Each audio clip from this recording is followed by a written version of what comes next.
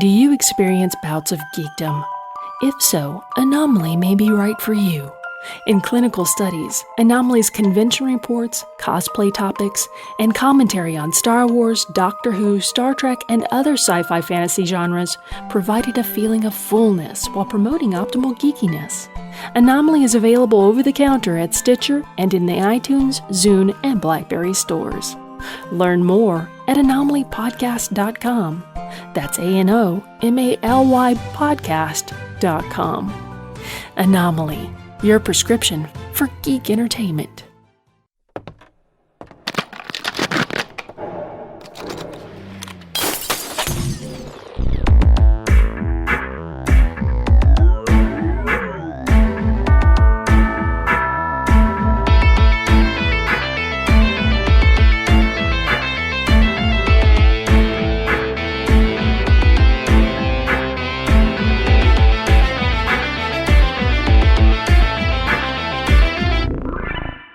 G'day and welcome to episode 36 of the Little Pot of Horrors, the best idea since premarital sex on Halloween! It's the Halloween special! What? I thought you were going to do that in Italian. No, g'day, that was my Australian. Is that You got different I was supposed to do it in Catalan. It's me that's letting the side down, actually. It is, but I didn't want to bring that up because I know you've been a busy boy. Yeah, I have today. Yes. Sorry. Next time, I promise. Well, and Catalan, they're really kind of misrepresenting because they're not even in the top 50. So that's just... Oh. We can get Taiwan and French Guinea in there, then come on. I'll have words. Yes, you should. Thank you. Pull the strings, please. And the phone rings. Outtake number 2. Yay! I'll label them for you. Yes. Screw it, we'll keep that one in. Okay.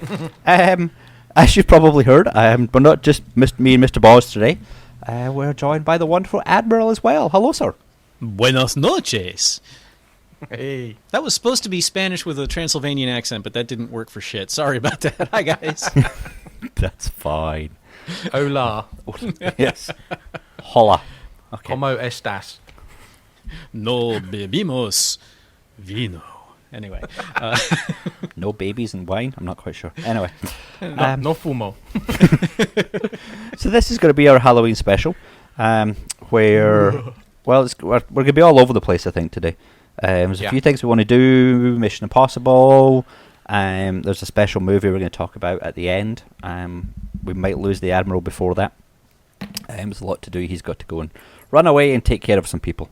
So I am a domestic goddess. You are a domestic goddess. So it is. Hold on now. I didn't watch Mission Impossible. Does this mean I'm in trouble? No. Oh. You know what I'm talking about. You had me going, oh my god, was I supposed to watch something else and I completely forgot. Oh, it's going to be one of those shows, people. But it's Halloween. Yeah. I used to be a werewolf, but I'm all right now. No. It's my dad's favourite joke. Or one of them, anyway. What are we? Werewolves, not swearwolves. Right. Nice. Okay.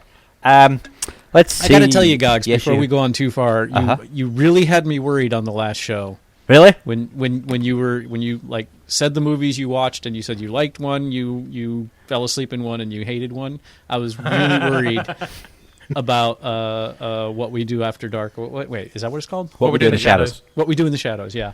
Because I loved that movie. And I had such a blast with it, and I was so worried that you were saying that was the one you hated. So, no. have you had a chance to like watch it properly? No. I just kind of picked up what I left off. But I need to go back and sit down and watch it all the way through again at some point. So I'll do that. It's on my to-do list.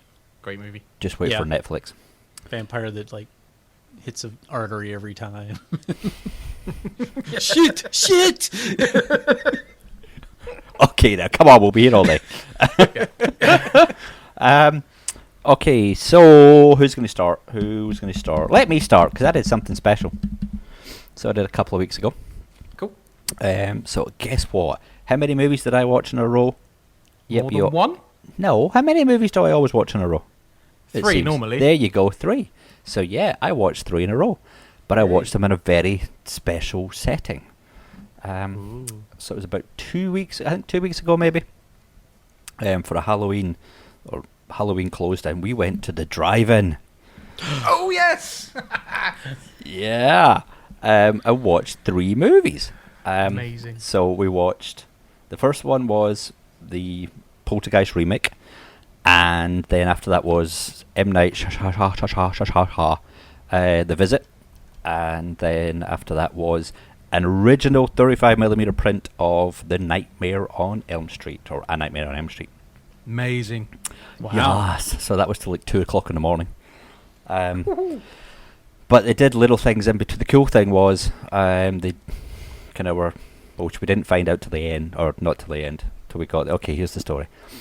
We went with my son and his friend, and we just got a dog recently in the last month, and she really hates being left alone.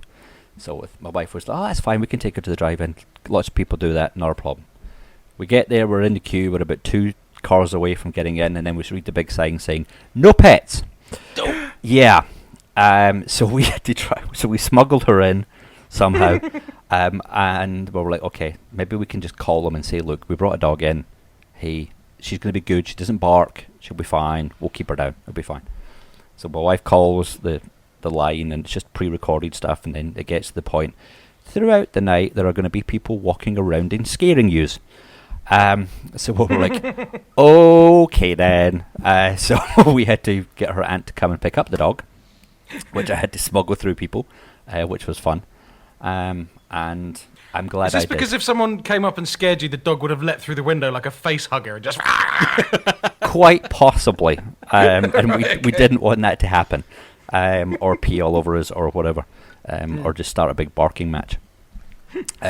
So, and it was quite lucky too, because I think we were getting to sit down watching Poltergeist, and then next thing I hear is my son saying, Dad, look out the window. And I look out the window, and who's standing there watching us? Michael frickin' Myers. Scared the absolute crap out of me. Love it.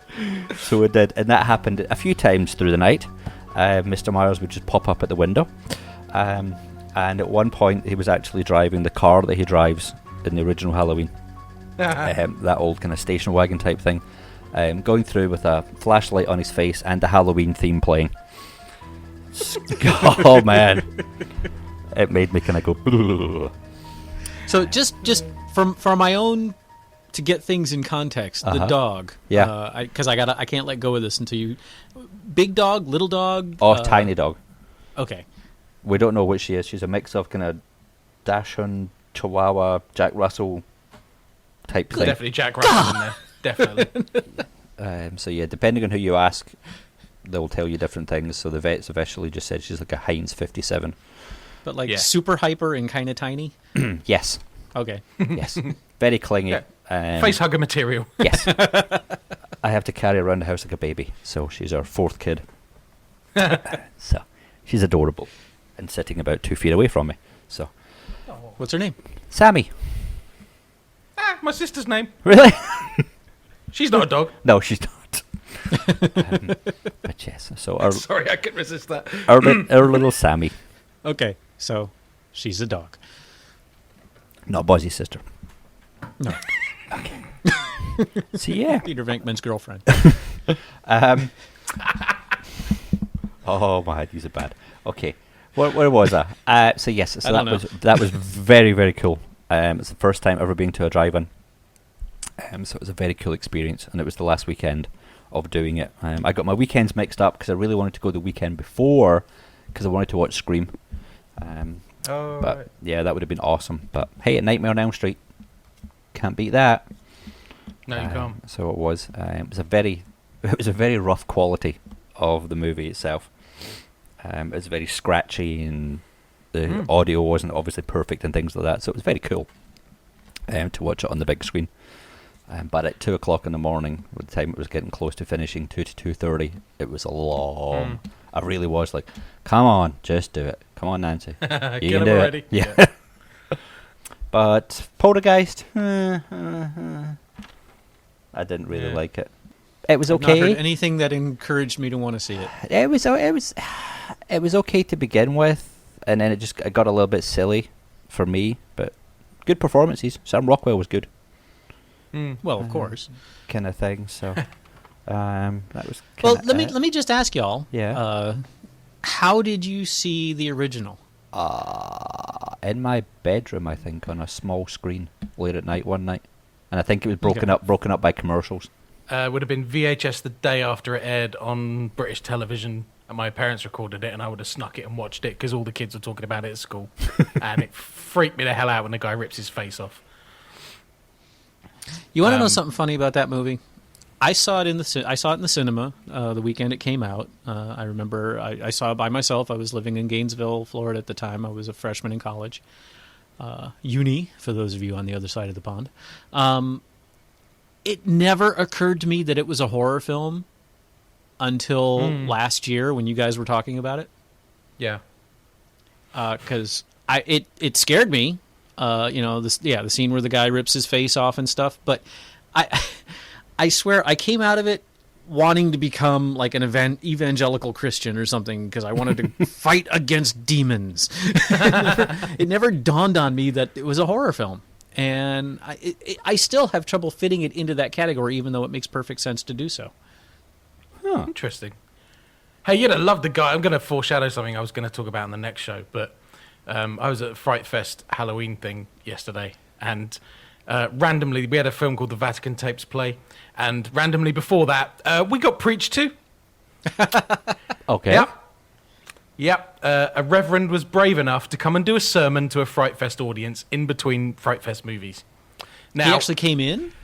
Yeah, had a perspex lectern and everything. This was planned?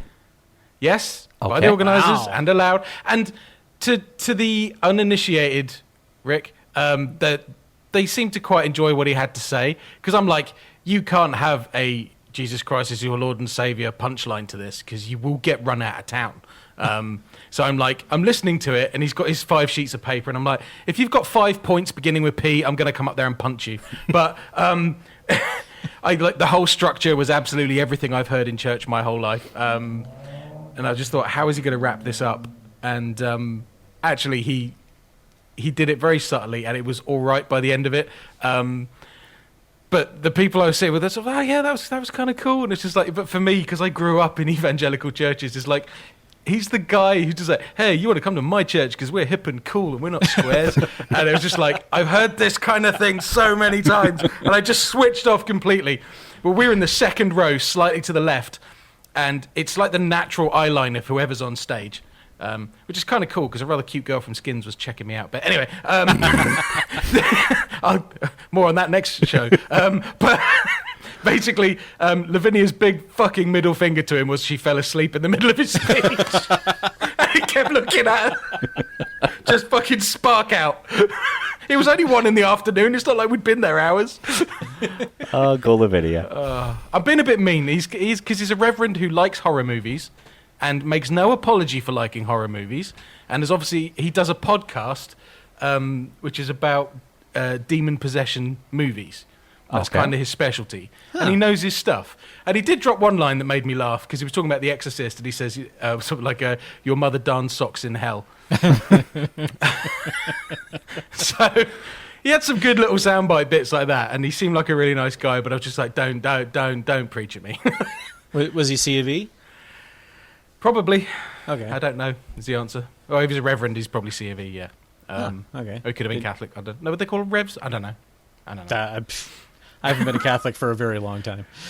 So for all the Fright Festers in the room, it was probably quite good. But for the people who've had an upbringing like Rick's and mine, it was just like, go away. This is why I don't go to church anymore. I don't want to listen to this stuff anymore. Bless him. Oh. Something different. Yeah, it was different. I'll give him that. It was very different. And then, have you seen The Visit, Mr. Boz? No.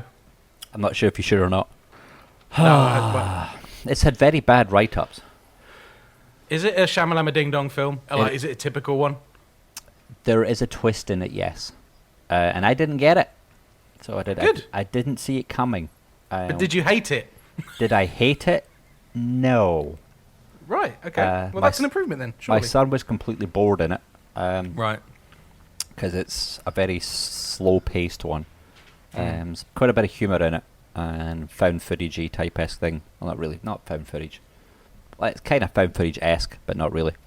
So it's all kind of done on a couple of video cameras and stuff. So it was all right. I didn't hate it, but I didn't love it. I might watch it again if it's on Netflix. Check it out, but don't pay money to see it. Right. Okay. It's one of those ones. Wait for Netflix. Yeah, pretty much. Speaking of Netflix, The Lazarus Effect is on Netflix. Yeah, watch that if you wish. I nearly got a free copy of that yesterday. Really? They were giving out DVDs at the front of the stage, and they were giving out The Lazarus Effect and Turbo Kid. And do you know what's really annoying about that? Is 2 days before, I'd ordered Turbo Kid. Oh, no way. It's just arrived, and I could have got a free copy yesterday. I was like... How was I to know? That's very true. How was I to know? But actually, I've already told Gordon this, that the brilliant thing was, while they were giving them out, I thought, I'm not going to go forward then, because I'm not bothered about The Lazarus Effect. I've ordered Turbo Kid. And because I was standing frozen in the front, and I was sort of heckling the organisers who were standing, going, "Oh, chuck me something." They go, "Not throwing anything else," and have this argument with them. Someone just passed a DVD along to me from the side, and it was a DVD copy of Haunt, which is the film we're reviewing today, and the film I watched today. Just like, what are the chances of that? Oh, that's what you were watching tonight? Well, earlier today, yeah. Yeah. Okay. See? So I had to refresh my memory. It was a long time ago I saw it the first time. So Fright Fest sit bait. through it again. Oh, sitting through it. Oh, are we just getting a kind of teaser of Rick's thoughts we there? did, yeah. I think we did. Well, I saw a Facebook comment that was not particularly subtle, and he never answered if that was the cause of it, but I'm guessing it probably was. Oh, no. I don't want to I get didn't to say that. anything Hey. about it on Facebook, did I? Oh, you made some sweary comment about something, and I just assumed it was our fault. No. Okay. No, I would. Well, I wanted to. I didn't say anything about it. Okay. Right. Do we do it now then? Well, I think we should cover Crimson Peak first, really. Oh, yeah. That's right. I Sure, forgot about that 'Cause one. Sorry. That's the one I've made everybody late tonight for, because I've literally been to the cinema, ran out in the credits, jumped to the car, came home, shoved food in my face, and got on a microphone. That's how fresh in my mind it is. Let me before we get into actually talking. God damn it, talking about the movie. Let me just say I mentioned that I saw Crimson Peak on Monday in my class. And one of the girls in the class, no other comment about the movie, girl goes, "How was Tom Hiddleston's butt?"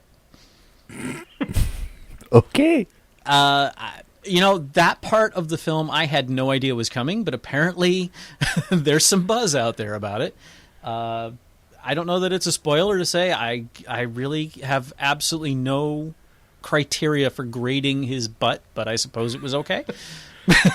Well, it was actually one of the notes I made, is that when it comes up with the British certificate, it says horror, violence, and sex. They were like, sex, woohoo! And it was actually one for the ladies, which was really quite refreshing, because you got to see absolutely no lady parts whatsoever, but you got to see Tom Hiddle's butt. So, Yeah. They actually stayed remarkably clothed for that sex scene, all Yes. things considered. well, half of his butt, to be honest, but it was the only real gratuitous flesh on display. So I was just like, yeah, fair play. I will say this, if that butt had been on a lady, it would have been a very nice butt, so I don't know if that's good or bad for a male's butt. Well, it wasn't hairy. No, it was. Don't know how you grade these things. I have no idea how to. It was Yeah. round, smooth, clean, blemish-free. I presume that's a good butt. I don't know. I have often said that were I to be of the male-liking persuasion that Tom Hiddleston would be close to the top of my list. Seeing his ass did not change that, so there you go. This is not how I expected to start this review.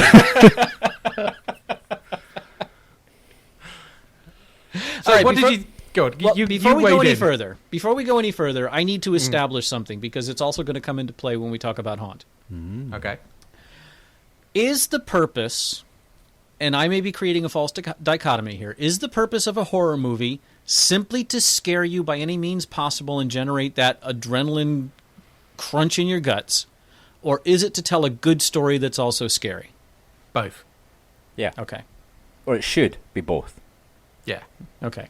Because one film, I mean, both of these films are similar in that they're both haunted house movies, more or less. One film I thought was an excellently told story that had scary elements to it. The other was simply a roller coaster ride. Okay. Which, well, anyway, let's talk. Okay, that was. You have absolutely not helped me in any way. In my Sorry, that's an honest answer. Yeah, no, that's fine. I was worried that was going to be the case, but let's. If you scare the crap out of me, you scare the crap out of me for 40 minutes, and then don't give me some kind of resolution that I'm happy with, and then I'm not going to like your movie. So you have to tell a good story as well as scare the shit out of me. That is horror film 101. You know, that is what it's got to be. Okay, good. Then I don't feel bad about what I'm going to say later. Crimson Peak without spoilers. Go ahead. When a friend of mine said she saw it, and we didn't want to do any spoiling on Facebook out in the open, I said it is creepy. It is very well. It is visually stunning. Yeah. And enough atmosphere to choke out Jupiter. But I can't decide if I liked it or not. Interesting. And I also I had this debate with my wife, and she disagrees. We saw it together. This is actually the first time I went to see a scary movie in the cinema since that god awful 1408. What, 8 years ago? Oh, that one. Yeah. Yeah, with what's his name? John Cusack. John Cusack, who no fault of his, he did a great job. It was just a boring movie. But that's the last time we went to see a scary movie together. So it was like, hey, honey, this looks good. She likes horror movies. I don't, although I apparently do now. But so we played hooky last week and went and saw Crimson Peak. And when the movie was over, I said, you could have taken the ghosts out of this movie, and with just a slight tweak of the story, it wouldn't have made a difference. And she kind of disagreed with me, but I still think that while it's a ghost, it's about ghosts. That's not a spoiler. It's all over the trailers. I don't think the ghosts really were that important to the story. I totally agree with that statement. When they shouldn't be. I think we're in a very similar boat, actually. I've heard it's a gothic romance with just some ghosts thrown in. I'll buy that. Yeah. Mm-hmm. It's gorgeous, and it's very well directed, and it doesn't drag at all. I don't think it could be a little faster paced, but I think the pacing works. You have no idea what they do. There was one thing that I can't talk about because it would be a spoiler. There was one thing that I missed. That when I mentioned it to my wife last night, she went, "No, this." She explained, "I missed a line," and so I thought that a plot point was just sort of dropped, but it was explained. But I did like the fact that while I thought the trailers gave away too much, they didn't. In the trailers they show those cistern things in the basement. Oh, did they? I don't remember. Okay, yeah. And I thought when we finally got, I thought there was going to be like people locked in them or something like that. And what I thought was I thought that they were going to have much more importance to the story than they did. Right. And that may be too far. I'm sorry if that's. I'll stop talking now. What it made me wonder is, does red clay like that actually exist? I don't think so. And if I was wondering that too much, it makes me wonder if the film was really gripping me enough. I was kind of hung up on that too. I was like, okay, this is very obviously a well, I don't know. I'm not from England, obviously, but I've never yeah, seen that was anything bugging like me that. too. Yeah. Okay. It's basically runny, very red clay. I know there's red clay, but it's not crimson. So. Yeah. Yeah, I agree totally in that visually stunning. It's very Guillermo. It's a little too Guillermo, especially right at the end. And I was like, really? You had to do that? Because you've done that before, and I'd have done something slightly different. Again, can't say what it is, but it does hark back to one of his other films. Which one? But I agree that... Oh, never mind. No, I don't. There's a bomb. Anyway, so that narrows it down. Yeah. Hey, I could have meant Pacific Rim. Right. But the ghosts were not as pivotal as I would have liked. I think. Yeah. And that left me a little bit disappointed towards the back end of the film. But it does build up the tension quite nicely. It's one of those films where if you're trying to guess what's going on, you will. So, don't go looking for a twist or a major plot. Because is it based on a classic work? I know there's something like that about it. Or isn't it a remake? I'm sure there's something like that about it. I do need to check. I think that if this film had been made 20 years ago, it might have had much more. It might have been more powerful. Yeah, I think it was too tame for us now, and this is coming from me. Yeah. Especially because the big reveal was kind of like, really? I figured that out halfway through the film. But he's even ramped up the violence level a bit from what it needed to be, I suppose. And I think that was to try and fill that particular gap.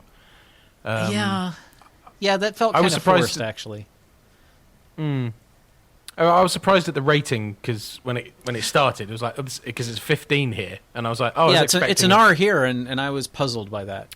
Yeah, and without the violent elements, it wouldn't have been. So he's ramped it up to try and keep the horror fans happy, is what I think, basically. Yeah, because I mean the violence.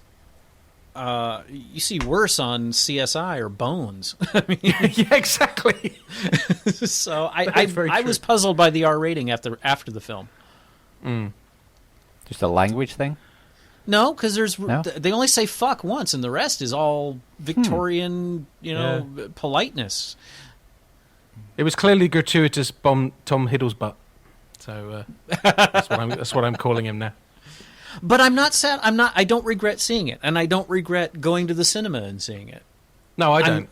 I'm glad I saw it. I don't think I'll ever watch it again. If you only go and watch it for the set design, then you spent money well. Oh yeah, because the sets are just incredible. Sumptuous is the word I would use. Now let me ask you this. Because I discovered something watching this that I wasn't aware of in myself. CGI ghosts don't bother me at all. And these were very obviously CGI ghosts. They were very well done, but yeah, I agree with you. I think, well, actually, that's going to steal my thunder for the next film we talk about. if we go there. But yes, I agree. It can be too overdone. And I think a lot of it comes down to the ethereal, floaty smokiness around them, which tends to get overdone now. Whereas you look at the old school Woman in Black, that's freakier, I think. Yeah. I just, well, there was also oh God, how do I say this without spoiling? And this is in the trailer, so this isn't a spoiler. It's established, the opening narration from our main character. I know ghosts are real. I've seen them all my life. And then we have the interaction with her at the beginning and the ghost at the beginning. They're very scary looking ghosts, but with one exception, we know that they don't. Oh God, no, I can't say that. Never mind. I just ultimately the ghosts are almost inconsequential to the outcome of the movie. Yeah. Sadly. Yeah. But not a reason to not watch it. Okay. No. I definitely would say, especially if you're a fan of gothic horror or just creepy haunted house movies, it's a good one. I went and saw. I've talked about this before with you guys. The remake of The House on Haunted Hill, which was just stupid. This is what that movie wanted to be. Yeah. So I would definitely recommend seeing it, and definitely see it in the theater, because that movie stuck with me for a few nights. because like I said, I'm always the last one to bed, and there were a few nights where I was like, okay, I'm turning lights on that I don't normally turn on before I go to bed. The atmosphere and the skill of the filmmaking are worth seeing, even if the story isn't the best. It's better than the Woman in Black remake. Yeah, Definitely. I'll give you that for sure. It doesn't pull any punches either, like that one did. Yeah. So, Gordon, did you have anything else to mention other than our main topic of the evening? Well, one of our main topics of the evening. I did, but I'm wondering if we're going to lose the Admiral before. No, we're not. Okay. I was looking at the time just to see if we were going to have him for long enough before we bring this up. I could probably go to 6:30 if we have to. Well, I don't think we'll spend that long on Haunt. Maybe we'll see how much we argue. And I'll try and keep the next section short, because there is a movie that I know all three of us have watched. Yes, and there's a movie which I think all three of us have watched in the cinema recently. It's not exactly a movie that fits. Right. It's not exactly a movie that fits in with this. I love the way the penny drops at the same time, Rick. Yeah, come on. Yeah, because we only talked about this before we started recording. Yeah. Well. Old people. Anyway, yay! I lost my train of thought now. Thank you, guys. So yeah, The Martian. Woot! Completely falls into the horror genre, because what's more scarier than being abandoned on Mars? So there you go. It's kind of being buried alive, just on an entire planet. Yeah. So that's scary, isn't it? So anyway, it's my show. Shut up. That's not to you guys. It's to everybody else out there who's going, fast forward. I don't think Amazon's genre definitions would support your claim, but your house, your rules. Exactly. Yeah, I have to talk about this so that we can get everybody's thoughts on it, because I'm a huge fan of the book, massive fan of the book. I am not one of those people who knows that you can't put who wants the book on the screen. I know things have to be changed. Yeah. If I hadn't read the book, I would have enjoyed it a lot more, obviously. It was a very well-made movie. Ridley Scott did a great job.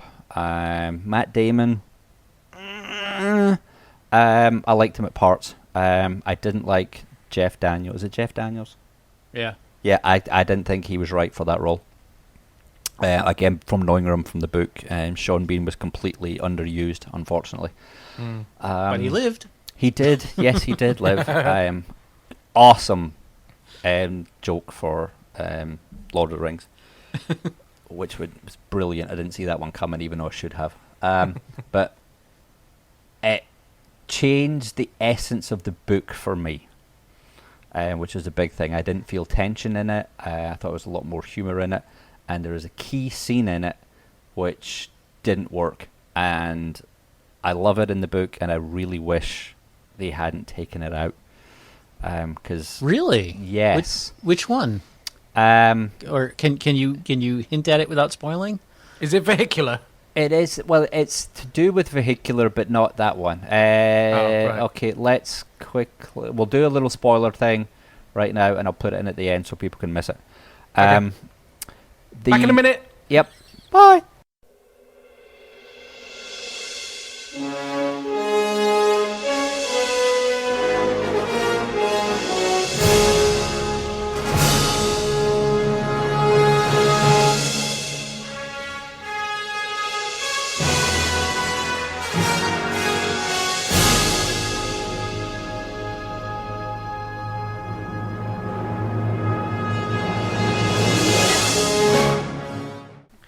So that was The Martian. What planet was he on again? Pluto. Duh. No, Uranus. Oh, there you go. Oh, and on that note, let's jump into the Admiral's mission. Yes.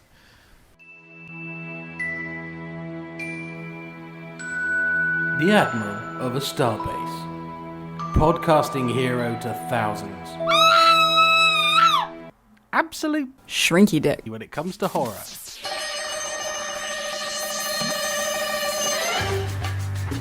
Admiral, your mission, should you choose to accept it, is to watch the movies we prescribe. To explore strange new corners of the genre. To boldly watch what Chili balls. like you have never watched before. Mission Shrinky Dickable. This god-awful jingle will self-destruct in, well, now really, I haven't got 3 seconds.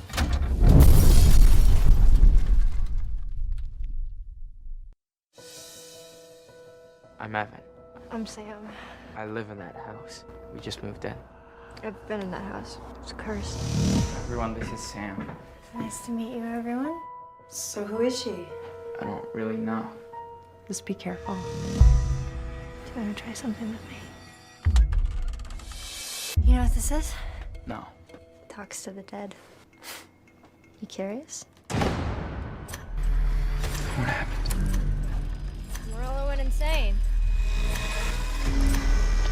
You ready? Is anyone in here? What happened in this house? Well, I guess it's just not meant to be. Have you been messing about with that box? Evan? You don't go opening doors and inviting things through. Do you really want to stop before you figure out how it is? Evan? I'm not really sure what to make of you. You can make whatever you want of me.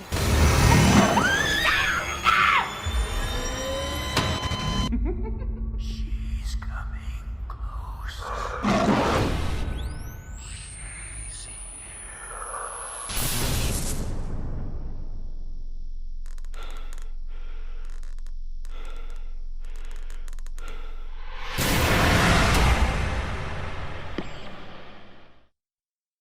So, Admiral, we left last time.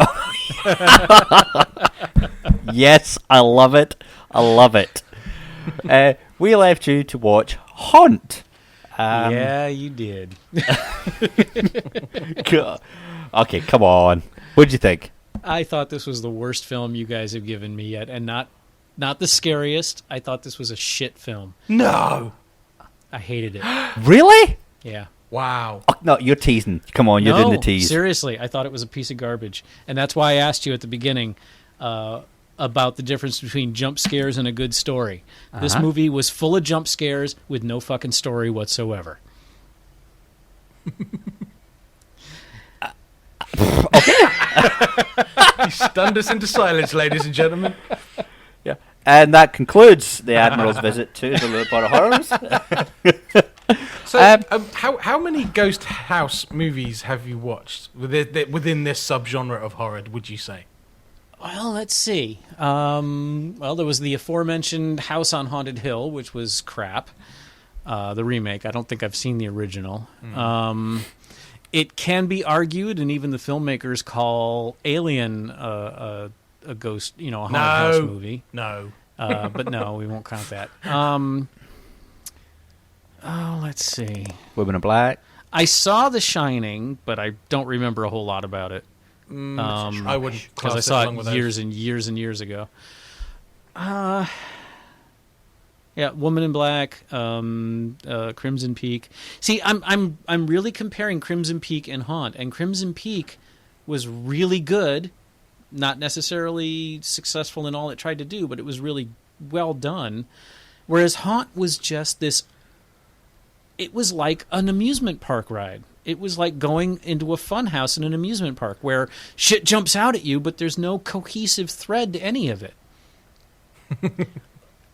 After a while, I was like, all right, we keep seeing shit run across the screen in the background, but we're not really seeing anything. She's in the shower and it gets scary. Okay, now we see a ghost. Ooh, but there's no connection to it. There's this fucking radio box that talks to the dead, but there's no explanation of where it came from or what it does or why it's there.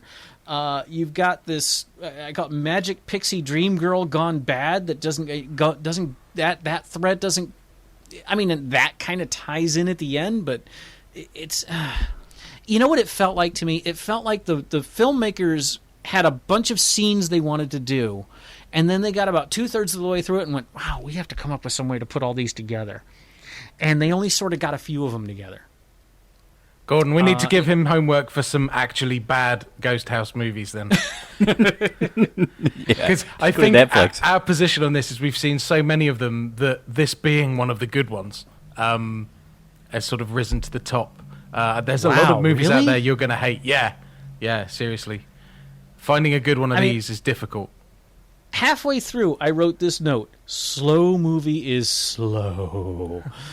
It just meandered and didn't go anywhere. And I didn't think it was slow. No, I didn't either. No. Yeah. It was like, get on with it. And then, the final 20 minutes or so, the pace picked up. But by then, I didn't give a shit about anyone. I didn't care about anyone. You know what the only scene that scared me in this whole movie was? Hang on one second. There will be spoilers throughout this review. Go ahead. Yeah. The only scene that scared me, and it was only like 10 seconds, was towards the end when we saw the flashback of how the girl was killed. Really? Uh-huh. That was the only bit that scared me. Really? And the only line that scared me was, "Okay, dear, are you ready?" That fucked with me. And that stayed with me for a little while. But the rest of the movie was just like, really? Okay. I'm a puss and you're not scaring me. And it was like I didn't care about the what was I don't even remember their names anymore. Wait a minute, I have it written down. Evan and Sam. Sam and when Sam killed Evan, I didn't give a shit. I was like, oh, she just killed him. Big deal. When they went to the body under the floorboards, it was like that was telegraphed 2 hours ago. Yeah. Maybe I'm expecting too much. Maybe I'm old and jaded. But my first note on this film is Beetlejuice: The Real Story. Huh. Right, so next time, we got to play our genres a bit more cleverly. We need to give him a shit one and then a good one. So there's room for comparison.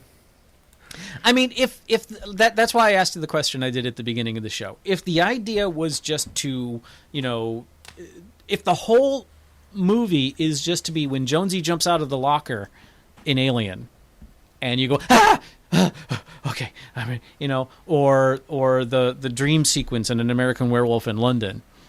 When he wakes up and goes, oh shit, and then he's still in the dream, and then you go, oh shit, and everybody in the audience just went, oh shit, at the same time. Yeah. Then fine, this movie succeeds on that level just fine.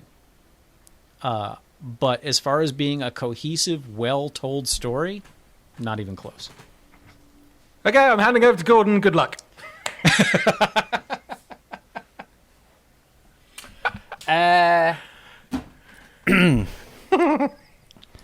Okay. I'm struggling, and not to say that we all have our own opinions, which is what makes everything awesome in the world.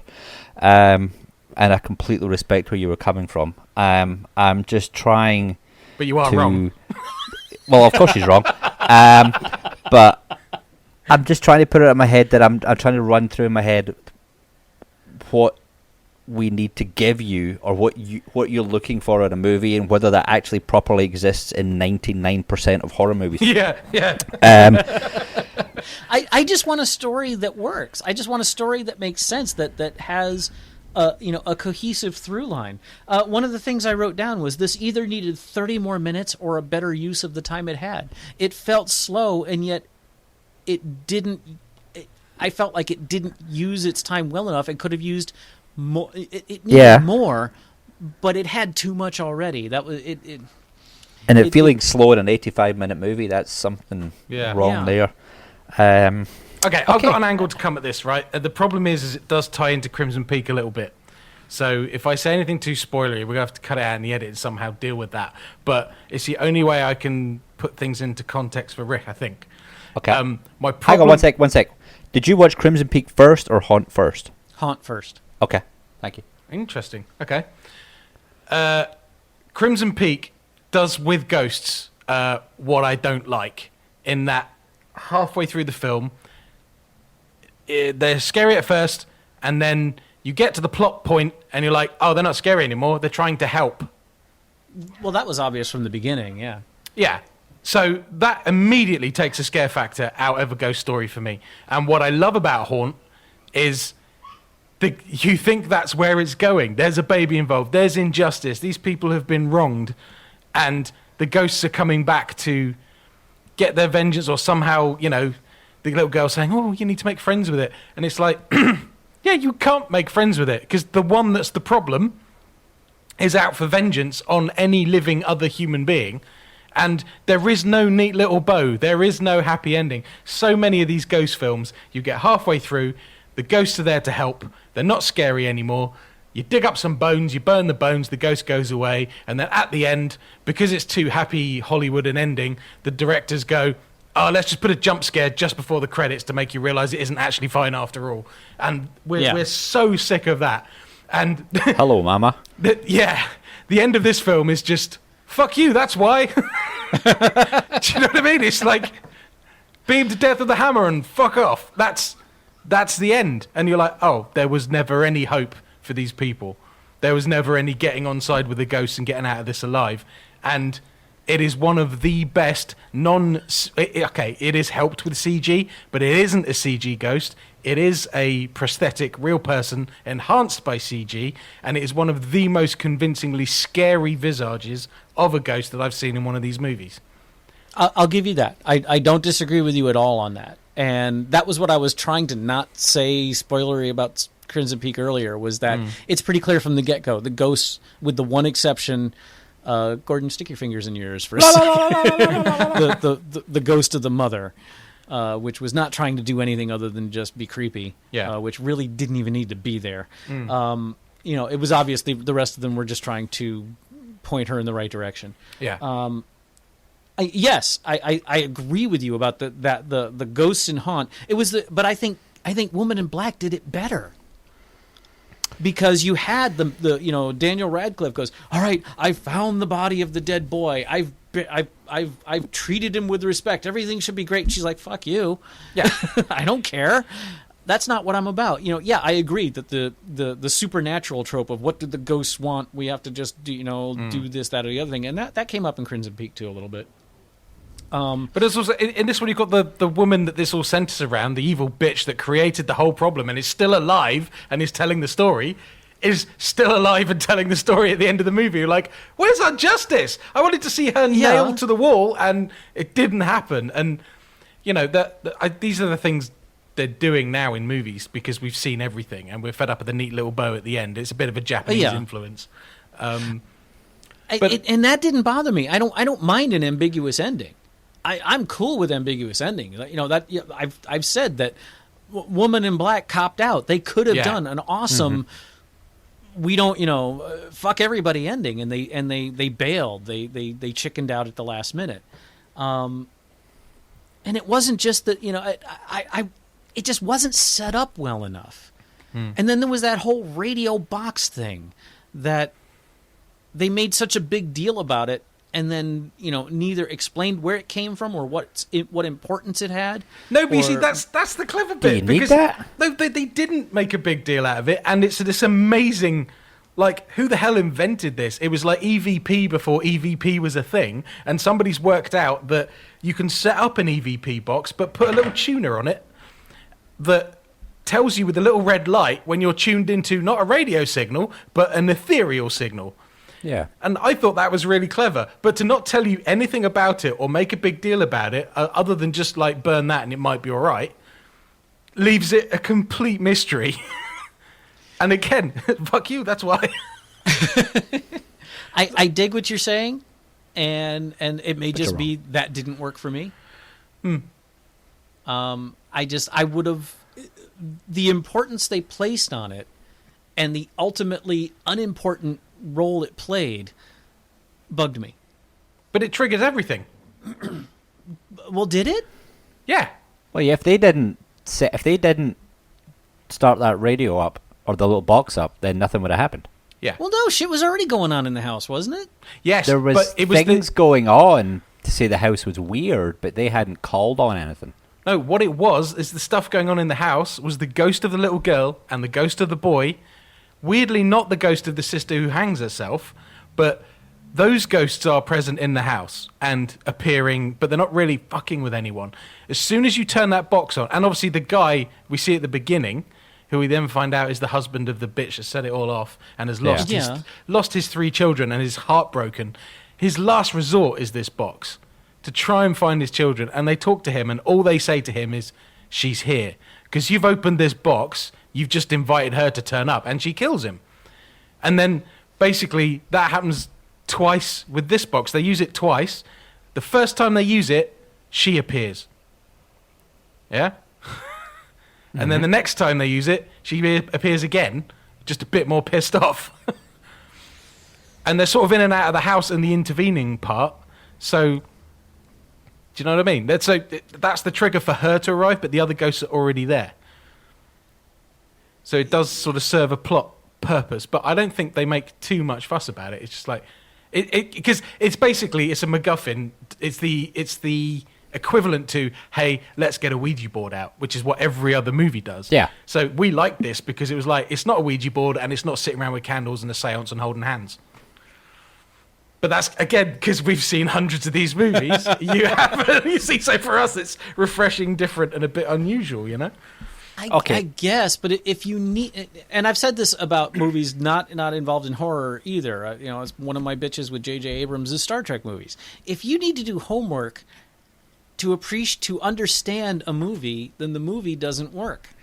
Fair point. If you have to have experience in other films or other media, be it comic books or web shorts or anything like that. If you can't get the movie without having seen or read these other things, then there's something wrong with the movie. Yeah, and that's a perspective we could never have had. So you're giving us a view of a complete layperson coming to this particular subgenre, which is cool. Yeah, and I mean, I will admit that night, the night after I watched the film, I was a little jumpy. But it didn't stick with me past that night. The next day, and stuff fucks with me. Stuff stays in my head. Crimson Peak took me 3 days before I stopped turning lights on and shit when I went to the, went into the other room. And that wasn't a particularly scary movie, but the atmosphere of it got to me. And Haunt just didn't stick with me. Mostly because when the movie was over, I was like, But what about this? What's with the stepdad? Where did that box come from? Why? And instead of just being able to go, ooh, that was scary, I was just going like, are you setting this up for a sequel you're never going to get? Or a prequel or whatever? It felt like a third of the movie was missing. Okay, let's go through it. Okay. And see. This is amazing. It's brilliant. I love it. This is what we need. We need someone who's like, no, you're wrong. This is great. Okay, so we've already said where the movie starts. We get the guy Frank at the table crying. You don't really know what's going to happen because you see a box, you see booze, you see pills. I know another. Another haunted house movie I watched was Oculus because you guys said to watch it. No, I loved it. Oh yeah, I like that one. Okay. That was kind of a haunted house movie anyway. Yeah, I need to go back. But I need to go back and watch that one again. Karen Gillan, that's all you need. Sorry, carry on. That's okay. I still want a director's cut of that one. So you don't know where it's going because you see the booze, the pills, and I thought, hey, we get photos over here. He's crying. The box I thought wasn't going to happen. I thought it was going to kill himself, that kind of thing. But we learn that the box is an electronic voice phenomena. There's a little instruction manual there. Which is very cool. It's quite a modern instruction manual, isn't it? When you look at it. It's a relatively modern instruction manual. One of the things I do like about this movie is you can't quite date it. There's no cell phones. There's no nothing like that. There's no computers. So you don't quite know when in the last 30 years maybe it's been set. That's just me. So he does that. He winds it up. He twirls the knobs, does all the fun stuff. And then he hears his kid. I think his daughter first, and then I think he hears his son. And then you hear, yes, she's here. You hear baby crying, there's music, and then you get a quick flash of this ghost presence, whatever you want to call her, attacking his neck, pulls him back on the floor, and then that's it. You don't see her again you're just seeing what's happening to this guy. Eyes going black, his veins sticking out. And effectively, to me, it looks as though he's being possessed by this thing that's trying to kill him from the inside. He's being dragged. Yes. His feet are barely touching the floor. And then down the stairs he goes. Dum, dum, dum. Boom, dead. There we go. Nice. There's a starter. So I thought that was quite a nice little way to start. Kind of left everything kind of a bit vague-ish. Then you get the word haunt coming up, which is a noun for a feeding place for animals, which I didn't know before watching the movie. Oh, I didn't actually. And I didn't take away from that the first time, so it was only the second time I really caught it. And then you really find out, you get this voiceover from a creepy old lady who reminds you of the original old lady from Poltergeist, or she did for me anyway. What was her name? Elsa. Oh, what's that girl's name? That woman's name? Can't remember. I'm rubbish with names. You know this about me. Don't ask me. I know. You know who I'm talking about. Yeah. Or anybody. Going back to Poltergeist. That's the woman we're talking about. So it can remind me of that. Isn't it Eleanor or something? Is it? Oh, that's a weird name. I will try. So as soon as someone else starts talking, then I'll Google it. Don't worry. So we find out about the Morello curse. This family going into the house. The woman's a doctor. She's a pediatrician. Yeah. And her husband's a dentist. They have an older daughter. They have a son and a younger daughter. And then you find out that the older daughter hangs herself. The son dies in a car crash. The younger daughter drowns in the pool. House is cursed. Everybody talks about Morello curse. Blah blah blah. And then a family just pretty much just like them, kind of moves in. Yeah, 3 kids, similar ages. Yes. Yeah. Dad's a doctor. Never find out what the mom does. I don't know if she's a stay-at-home mom or what, but. Yeah, and actually, at that point, I almost checked out because I was like, okay, we just got this opening kind of prologue where she talks about how all of her family died, and then it looks like that family comes in. I was like, oh, now we're going to watch it all? And then I realized, oh, it's a different family. Never mind. Yeah, but I did think they were going to go through perhaps mirror deaths for all of them, and I was glad it didn't do that. Yeah. That would have been too obvious as well. It would have, yes. You're very Zelda Rubinstein. You're very right. It would have been. I told you I was going to do that as soon as someone started talking. He's a Google ninja. I am. And then you can kind of find out little bits and pieces about everybody as they're moving in, almost. Going to see this house, and do we move here? You find out they're moving for.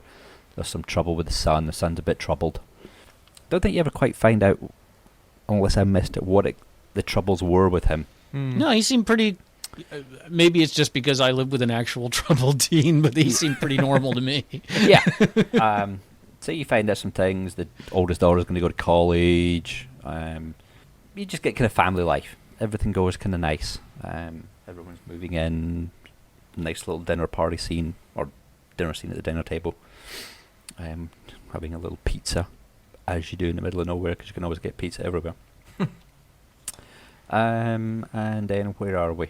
So then the guy Evan, who is the middle child, he's 18, or somewhere around 18, 18.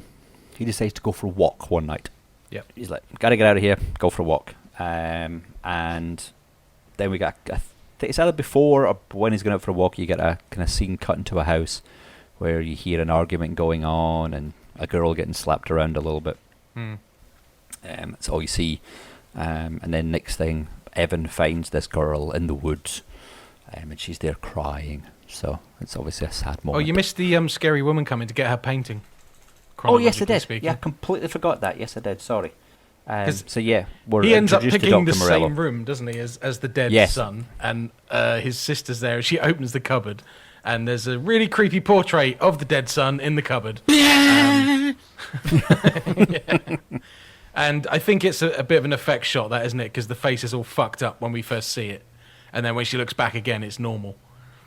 Yes. No, it's still pretty. It's still a pretty fucked up painting. No, but I mean, it's it was more scary. Yeah. Now you see here, and this just may be my own personal prejudice. Preference. Yeah.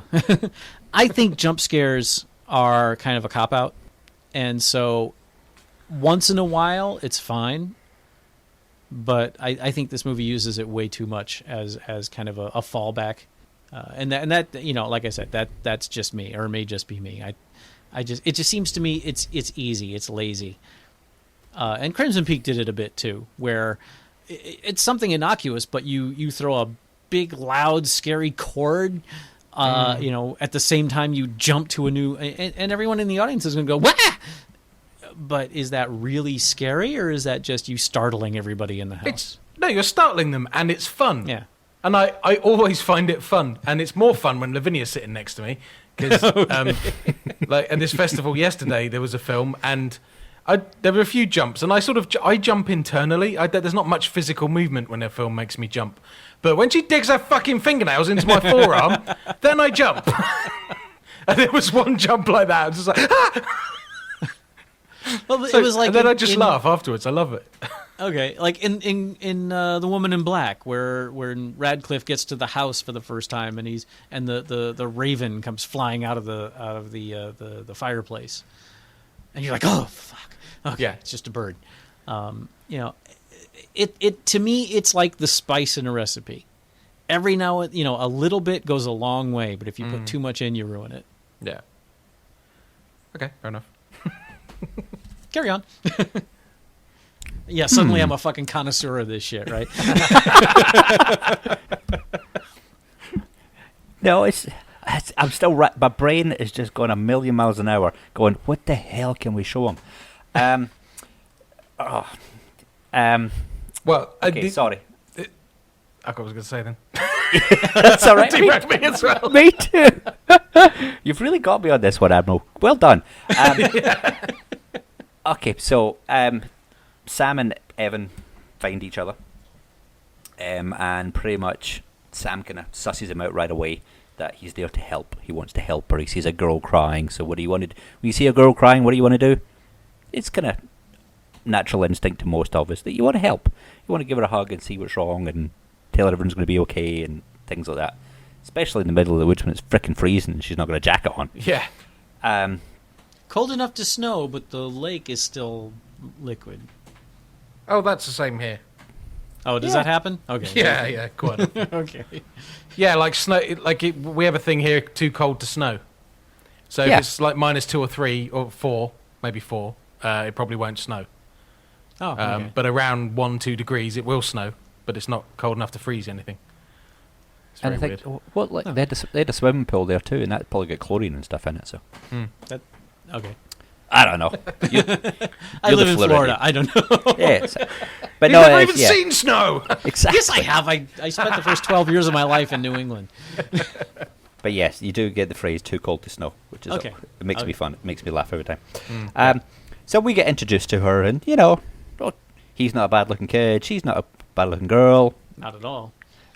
So you kind of know something's going to happen here. There's a lot of cheek going on there.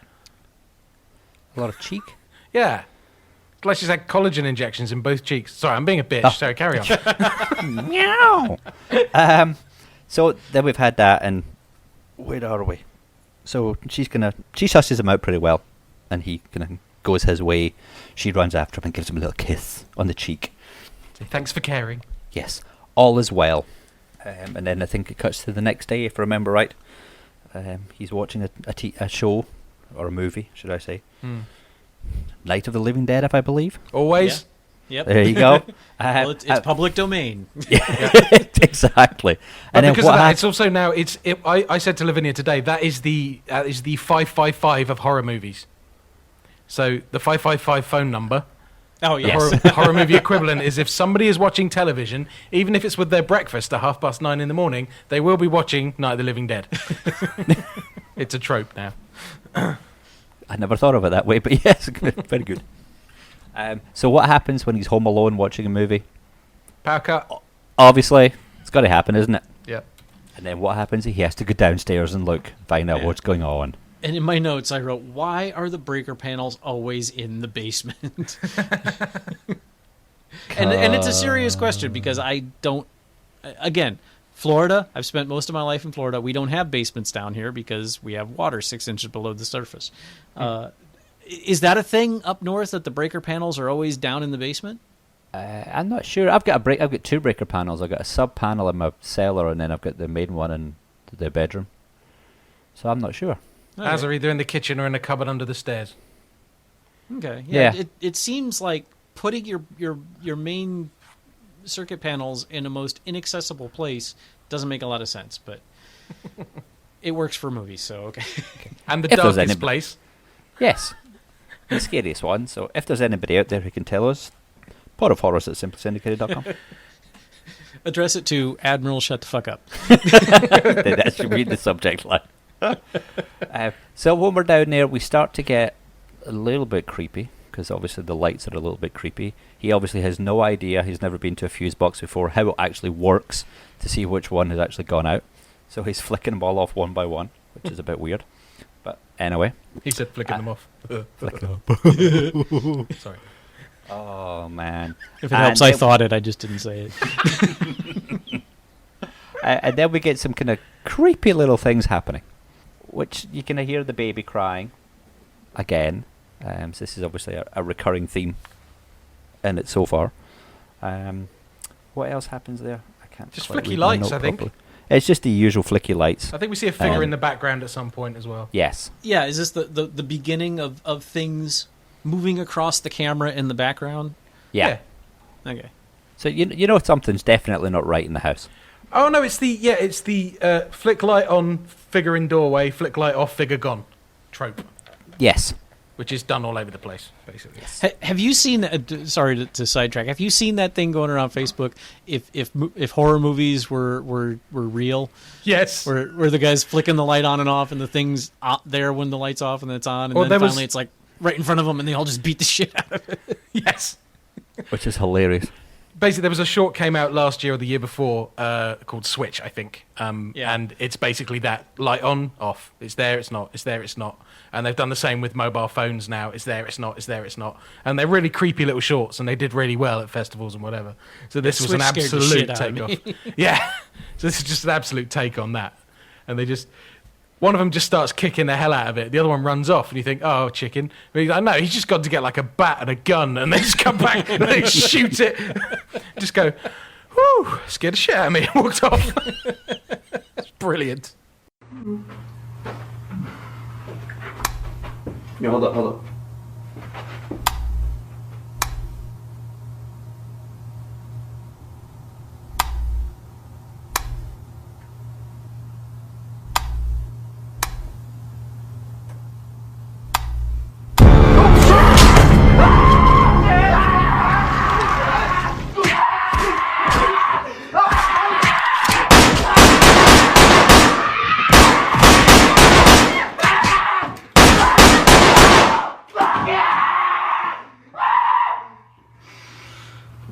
Bitch ass ghost. Okay, where were we? We keep derailing you, Gordon. Sorry. That's okay. Scary scene. He puts the lights back on. The dentist office in the basement, Yes, and we see the dentist chair, all Thank you. dusty and creepy looking. as it would be. Why you wouldn't take that out, I don't know. Why just people leave this crap behind in the I don't basement? know. I mean, it's just laziness. That's all that is. Sorry. So what do we have next?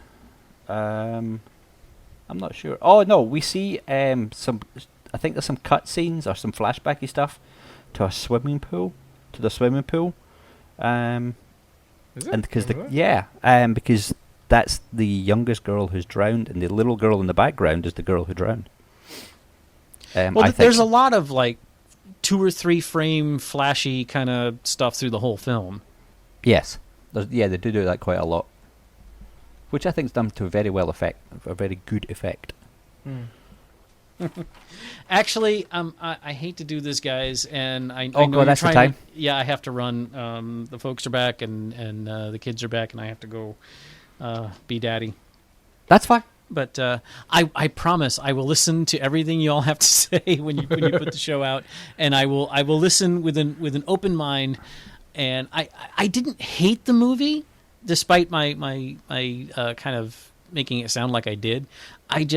I wish it had been better. And maybe because this is not my genre, the warts of it stand out more to me. I wish the story had been more cohesive. The scary parts were definitely scary, but the story on the whole just it didn't. But when it was over, I was just like, eh. So, okay. But I will listen. Well, you have to listen to hear how many times we say, fuck him, he's wrong. and I am perfectly willing to accept that judgment. So. Well, you can't leave without your next set of homework. Oh, right. Yes. We've considered this, and as usual, we've been talking behind your back. And I was gonna ask if you had enough time to come up with something. Yeah, because we were like, okay. Yeah, we were trying to think, okay, so jump scares, too divisive for you. I think ghosts we know you can cope with quite well. So we thought we need to think outside the box a little bit, something a bit different, not very easy to define subgenre-wise. Okay. So, but also we want to up the ante because you're talking about things staying with you. And yeah, this one, I'm not sure how you're going to go with it, but we are giving you Neil Marshall's The Descent. Oh. Oh, really? Oh, okay. That was... Oh, you bastards. You have to be alone and the lights have to be off. There are your instructions. Oh, that's the underground one, isn't it? Okay. Yep. Might be. All right. Yeah. I've been in caves and oh, fuck you. All right. It's a great character piece. It's all about the relationships. Oh, totally. Okay. Yeah. There's more to it than that, So. Yeah, I was reading something this morning that mentioned it, and I don't remember what it was, but it just mentioned the descent and how it kind of like kicks you in the nuts from the beginning and just doesn't let go. Okay. Enjoy. Thank you. All right, gentlemen. Well, thank you very much. I'm sorry I couldn't stick around longer, but have a happy Halloween. You too, sir. And I will be in touch again very, very soon. Cool. Thank you, sir. Bye-bye. Bye-bye. Well, that didn't work, did it? No, it didn't. He's completely wrong. Screw talking about this movie. Stupid segment. Are we just going to give up on it now? He's gone. Fuck it. Let's not bother now. No.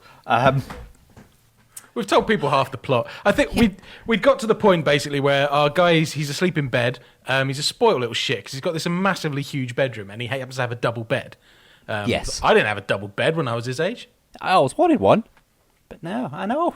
Fuck American kids. That's all it is. Well, it's just so random girls can come and get in it in the middle of the night, which is what happens here. You see close up of the back door open and somebody come in and a figure turn up next to the bed and a figure gets in the bed and it's the girl who's basically her abusive father has pissed her off again, so she's run off and she just basically comes and sleeps in his bed and scares the living shit out of him when he wakes up the next morning and finds a body next to him. It's a living body. Late. Yes. But yeah, that completely freaked me out because I thought she was going to do some like bad stuff. Yeah. Complete stalkerish type thing. And yeah, he was way too relaxed when he got woke up. Well, my note I made here is that she would have got an elbow in the face if that was me because I'd have just looked around, seen her in my peripheral vision, just went, ah! Oh, sorry. Yeah, exactly. I'll call an ambulance. Oh, yeah. Or a baseball bat to the head. Yeah. But yeah, so they kind of get the next morning scene. Oh, yeah, what's happened here? So he's obviously relaxed and has done this quite a few times that he can bring the girl who's happened to just break into the house and spend the night with him. And his mom and dad are a bit like, okay, yeah, we'll talk about this later. I did that to my parents once. It did not go so smoothly. I don't imagine it would. Never having done it. Now, I should add. Oh. We were supposed to be somewhere else. We didn't end up there, so we had to go back to mine because we didn't have any other choice. And we crammed into like a single bed, had the most uncomfortable, unrestful night's sleep ever. And then came downstairs the next morning, and it was just like, it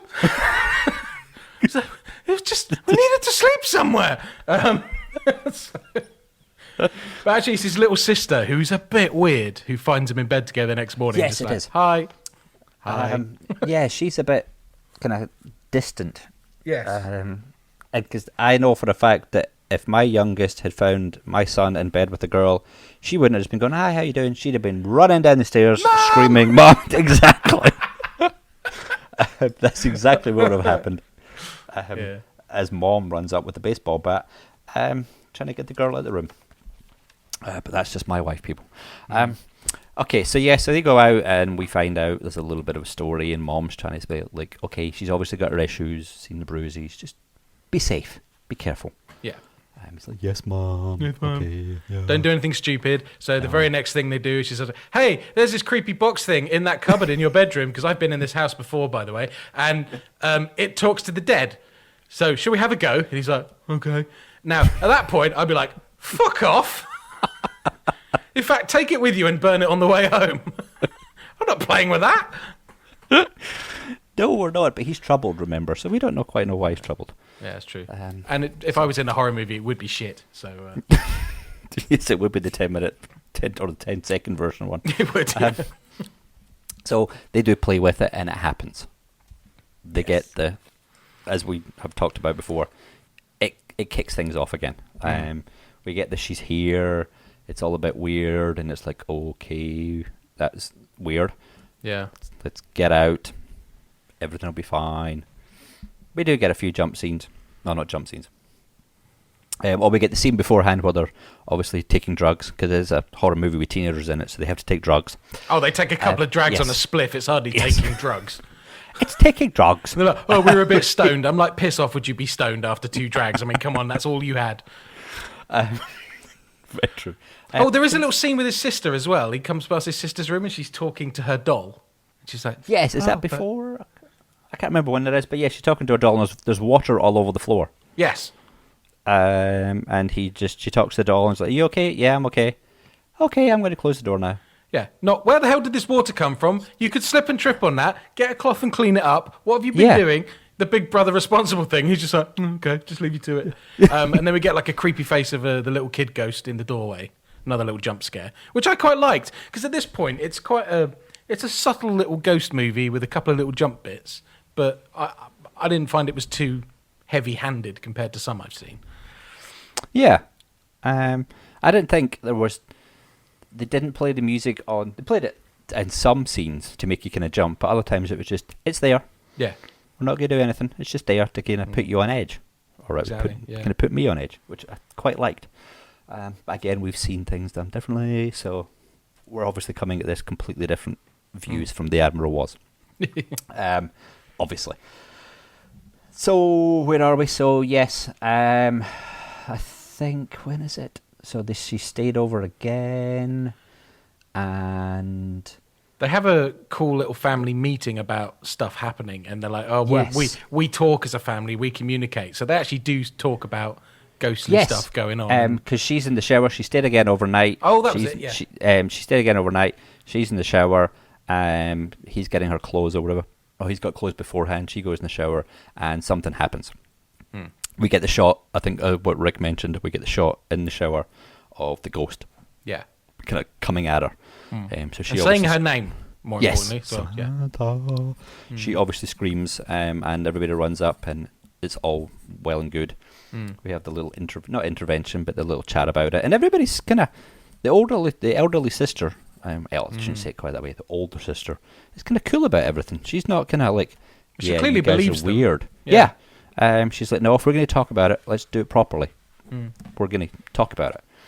The parents don't believe them, but they're not douchey about it. So no, but they had a little bit kind of whatever. Yeah. But kind of, yeah, okay, you weirdo girl that just breaks into our house and sleeps in the same bed as our son from nowhere and has bruises everywhere.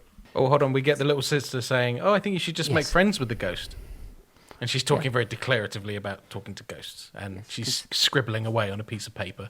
And that's like, what you wanted to. Bless her, isn't she cute? Make friends with a ghost. And then the camera goes over her shoulder, and she's got a family picture, and she's scratching everybody's eyeballs out of the picture.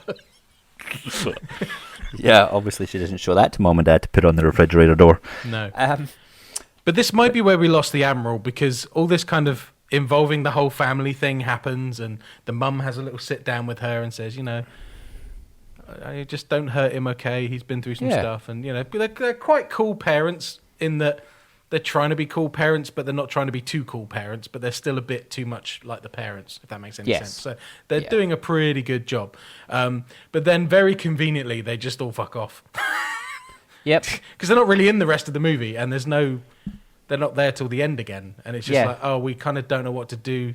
We haven't got enough time to do anything with the rest of the family, so let's make them all go away. That would be one criticism I have. They took the oldest to go visit some colleges. So it's kind of set up at the beginning. Yeah, I suppose. In the move-in, so... Yeah, you've got to leave the two of them alone, because obviously they got to kind of sleep together again. And decide kind of once and for all what's going to happen. We have a scene where what happens? He gets possessed, or he gets taken over. Well, she says we need to do the box again. Yeah. No, they do the box again, and he freaks out. No, it appears, doesn't it? The ghost appears, and they freaking run.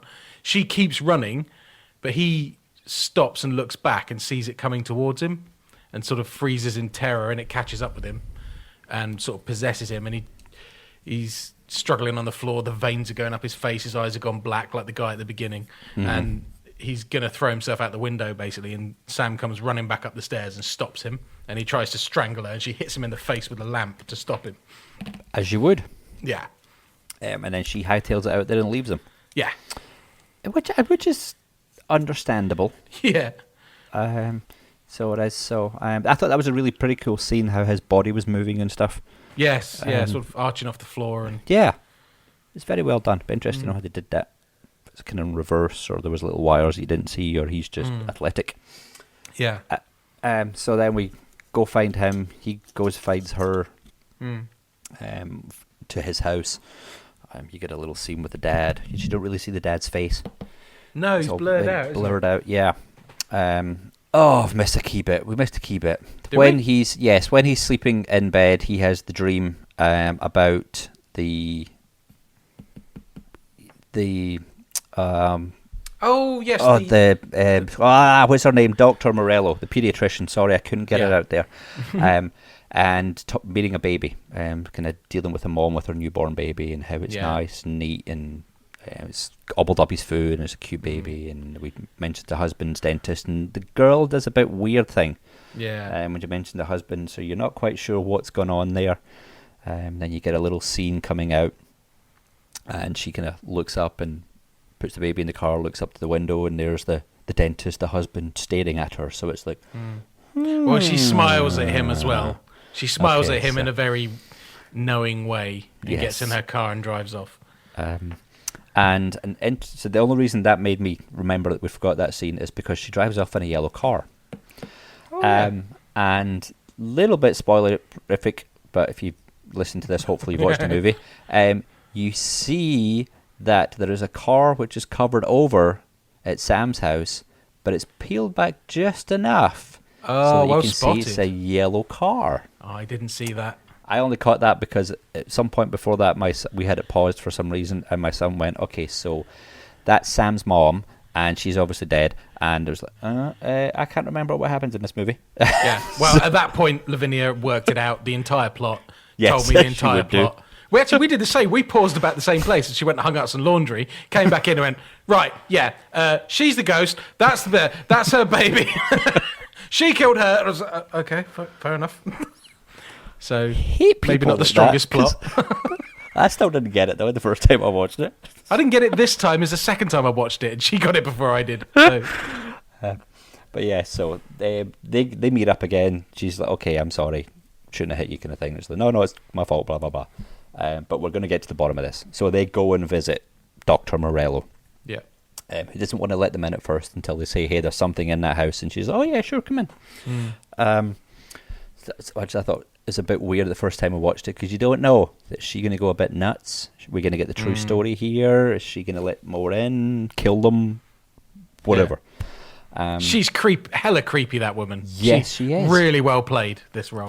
But she's small. I tell you, her height and her kind of voice and stuff really reminds me of Miss Rubinstein, bless her soul. Or for me anyway.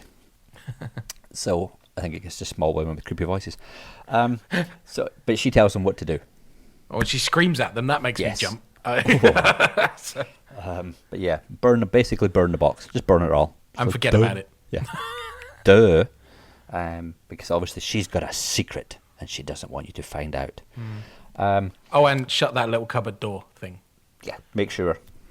You don't want to go in there. Nothing can get out because it's a ghost, obviously, and it can't float through walls. Yes, exactly. So they go do that. They burn the box, burn the pictures and everything they found, and it burns okay. It's not one of these things that you try and burn and won't burn. It does burn. They nail up the door, have a little bit of nookie, and go to sleep. Yeah. And then, obviously, and in the meantime, we hear a phone ringing in the background, and it's mom and dad saying, "Hey, we can't get back. There's been an accident. Yes, we'll be back later." Actually, talking about the nailed up door, something always bugs me in horror movies. They always do the boards all higgledy-piggledy. I'm like, if that was mine, they'd all be perfectly parallel and equidistant apart. Sorry, that's just me. I wouldn't even make them equidistant apart. There would be so much nailed on there that it'd be coming out like a foot, because I just keep building it up like a pyramid. There's no way you get that damn door open. Yeah, no one would if I do it, because you know what? People always... This is one of my things I hate in life, is people who nail shit to shit. Nails suck. There's never a point in nails. Crinkle cut nails is the answer, or screws as I like to call them. Yeah. You try pulling a screw out through two pieces of wood, you've got to break one of the pieces of wood. Why do people use nails? Like, if you've got a zombie invasion and you're nailing up a window, well, you could just push a nailed board and it will fall out. You can pull a nailed board and it will fall out. Use a fucking 6-inch screw with a M5 gauge, that's not going anywhere. Sorry, just a little personal thing of mine. I'm with you on that one too. I need to get out more. No zombies getting us. The boards over the windows don't help. Anyway, carry on. Where was it? Okay, so yeah, they go to bed, and things start happening. And it's basically, we know that things are happening in the little room because the floorboard's coming up, the door's shaking. We're getting more of a flashback now as to what actually happened. So that's when we get the scene that the Admiral was talking about. You find out that the little baby is actually Dr. Morella's husband's baby that we keep seeing the flashbacks to and hearing crying. Yeah. They were having an affair. Wifey found out and obviously killed I can't remember the woman's name, but Sam's mom. Yeah. In front of him, while he's holding Sam as a baby, and he doesn't do anything to stop her. No, he has to watch, so she wears the pants in the relationship. He's obviously scared of her, which is understandable. So we find out about that. This is the bit that I really don't understand, is that they take the dead body upstairs into their son's room, not the quietest way either. No. Open the door, drag the body. The son obviously kind of wakes up and is like, what's going on? And his dad just puts his hand over his mouth and is like, shh, just don't turn around, just ignore all this. Don't even move. Yeah. Which is one of the things I hear on the creepy box earlier, so it's a bit of a flashback to that. Yes. And then the body gets put inside, and obviously they're tearing up floorboards or whatever it is and burying the body underneath the floorboards. That is very random. Yes. There's a whole big wooded section outside. Yes. Surrounded by nothing. Yes. Okay. So that I can maybe go. I bet the Admiral was screaming at the screen at this point, going, "No, you wouldn't do that. You would just burn her or something outside." But then you wouldn't have a story, would you? No. So you find all that's been happening, and basically the ghost comes out and possesses Sam, and this is where Sam kills Evan. It really, the first time I watched it, it really got to me. Yeah, it did me. Because I was like, no, Evan's a good boy. I think the first time you're really not expecting it to go that way. No, I wasn't. No, that's the twist I liked. I didn't see that at all. And then she was going to run. Then she was running into the. Obviously, at the same time, Mom and Dad are coming home. Too late. Evan's dead. She's going into the little attic-y bit again, trying to get that floorboard up. Yeah. Because here's the thing. To me, anyway, if you get that floorboard up, people are going to see the dead body. The the ghost's going to be, that's it, avenged. Dead Well, yeah, body. that old bat's going to face justice, basically. Yes. Everything's going to be good, and it'll be fine. But no, the dad pulls her off before that kind of happens. Very bad police work, I think, because I think the police would have found out. Yes. Wouldn't you have thought so? Now that I'm thinking about it. Why was she trying to open that up? Anyway. Yeah, exactly. But who knows? Maybe they're just shoddy sheriffs. She gets taken away. Obviously, the ghost leaves her. She gets taken away normally. You hear the little woman talking, giving the little kind of ending monologue or epilogue about things happening. And she gets off people scot-free, moving away. basically. Yes, and that's her story. And that's kind of it. No creepy jump scare right at the end to foreshadow a Nope. wanted trailer, a sequel, anything like that. But I think the other thing that hooked us in really is, like we mentioned earlier, the ghost design for the main creepy woman thing is just one of the best I've seen, I think. I think it's awesome. Creepy as hell and not CG. No elongated mouth, Yeah. It's just the movements, everything are enhanced by it. There's probably some glowy, fuzzy stuff around it, but you don't really notice that because you are transfixed by the face of it. It's got like these glassy black eyes, which almost shine a bit silver, and just this gaunt, thin, white face with sort of a bit fucked up. And it's really, really impressive. And everything, all the ghosts are a little bit different from what you see, which is quite nice too. Yeah. The biggest thing that I really liked about it as well, I liked the Evan and Sam relationship. Yeah, it was a little bit weird, but everything was just so soft and gentle with them. Yeah. They didn't shout, they didn't raise voices, everything was just quiet and calm.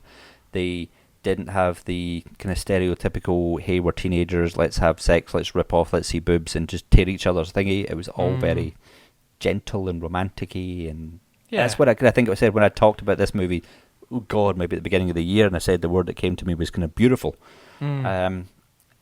Everything was. Yeah. The scenery was done, everything was nice and quiet, there wasn't too many cuts, it was just allowed to be there. They could just be in the moment and just have a nice, quiet, calm conversation. And I liked that. And I guess it was refreshing. Like, see, as you said before, we've seen too many of these movies, not just this type of ghost horror story, just every teen Scream story. It's all the same, drink and drugs and sex and everything's the same. But this one toned it right down, just kept it all gentle. Even the jump scares weren't loud in your face. Yeah, there was, other than her abusive dad, there was no like inter-family arguments. You know, they just had discussions, and they were just like a normal, functional family, rather than you always see a dysfunctional family. Yeah. And even her abusive relationship with her father, you only hear him having a go, and then she leaves. They never dwell on that aspect of it, really. And whenever anybody asks her about it, she's like, it's none of your business. Yeah. So, and he completely respects that. So, okay. There's one bit where she says, ready. yeah, because she makes him promise to protect her, and he says, I will. And then a bit later on, he's like, well, what's going on? She's like, none of your business. And at that point, I would have said, well, if you want me to protect you, it kind of is my business. Yeah, I kind of need to know what I'm protecting you from. Yeah.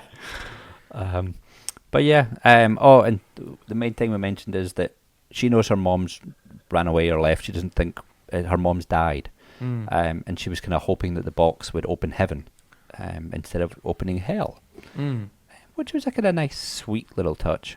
There wasn't anything. Her intentions were pure, really, to open it. It wasn't to kind of create a seance and just have a bit of fun. She was genuinely looking for her mom and thought maybe this was her reach out to it. Yeah. But yeah, see, I really liked it. But hey, we get out of it what we get out of it. Yeah, exactly. I think it's a bit of a... For horror fans, I think it's fairly well regarded. It seems to keep popping back up, like on Netflix and things like that. It just... Yeah. You know, for someone to hand me the DVD yesterday, I mean, it's clearly in people's minds. It's been out a while now, so maybe it's going to become one of those little cult classics. I hope so. I hope more people see it. I don't think... If you haven't watched it before and you've just been like, oh, I'm just going to listen to it because I'm never going to watch it, give it a go. There's nothing, even for all you wussies out there that listen to us.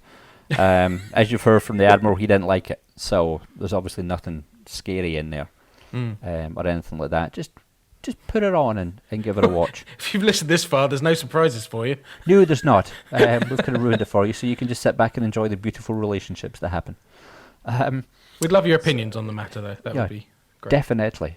This is a pure divisive one on IMDb because it's sitting right at 5.2.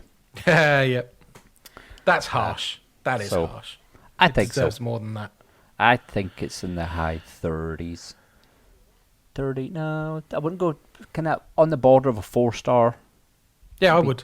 39. Yep. Somewhere around there. Because it does have its flaws. It's not often we agree, people. Yeah. It's very true. So there you go. You see, Mark Kermode, for example, would rip this one a new one and hate it. I've actually stopped listening to it because I'm just like, no, you're wrong. He probably would. For a lover of horror movies, he really rips into them. I don't think he likes horror movies. Yeah, he'd be at Fright Fest every year if he did. Bitchy. You need much lower standards to like horror movies.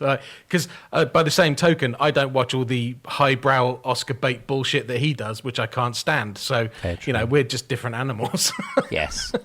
I guess it's like, nominated for 6 Oscars. I'm like, might not watch that ever. I still haven't seen Forrest Gump, for fuck's sake. Anyway. You have to. That's awesome. I know. I've been told. My daughter loves it. Okay, so that was Haunt. Yeah. Divisive one. Well, not between us, for once. It's between us and the Admiral. So, yeah, we found one he didn't like. So, that's good.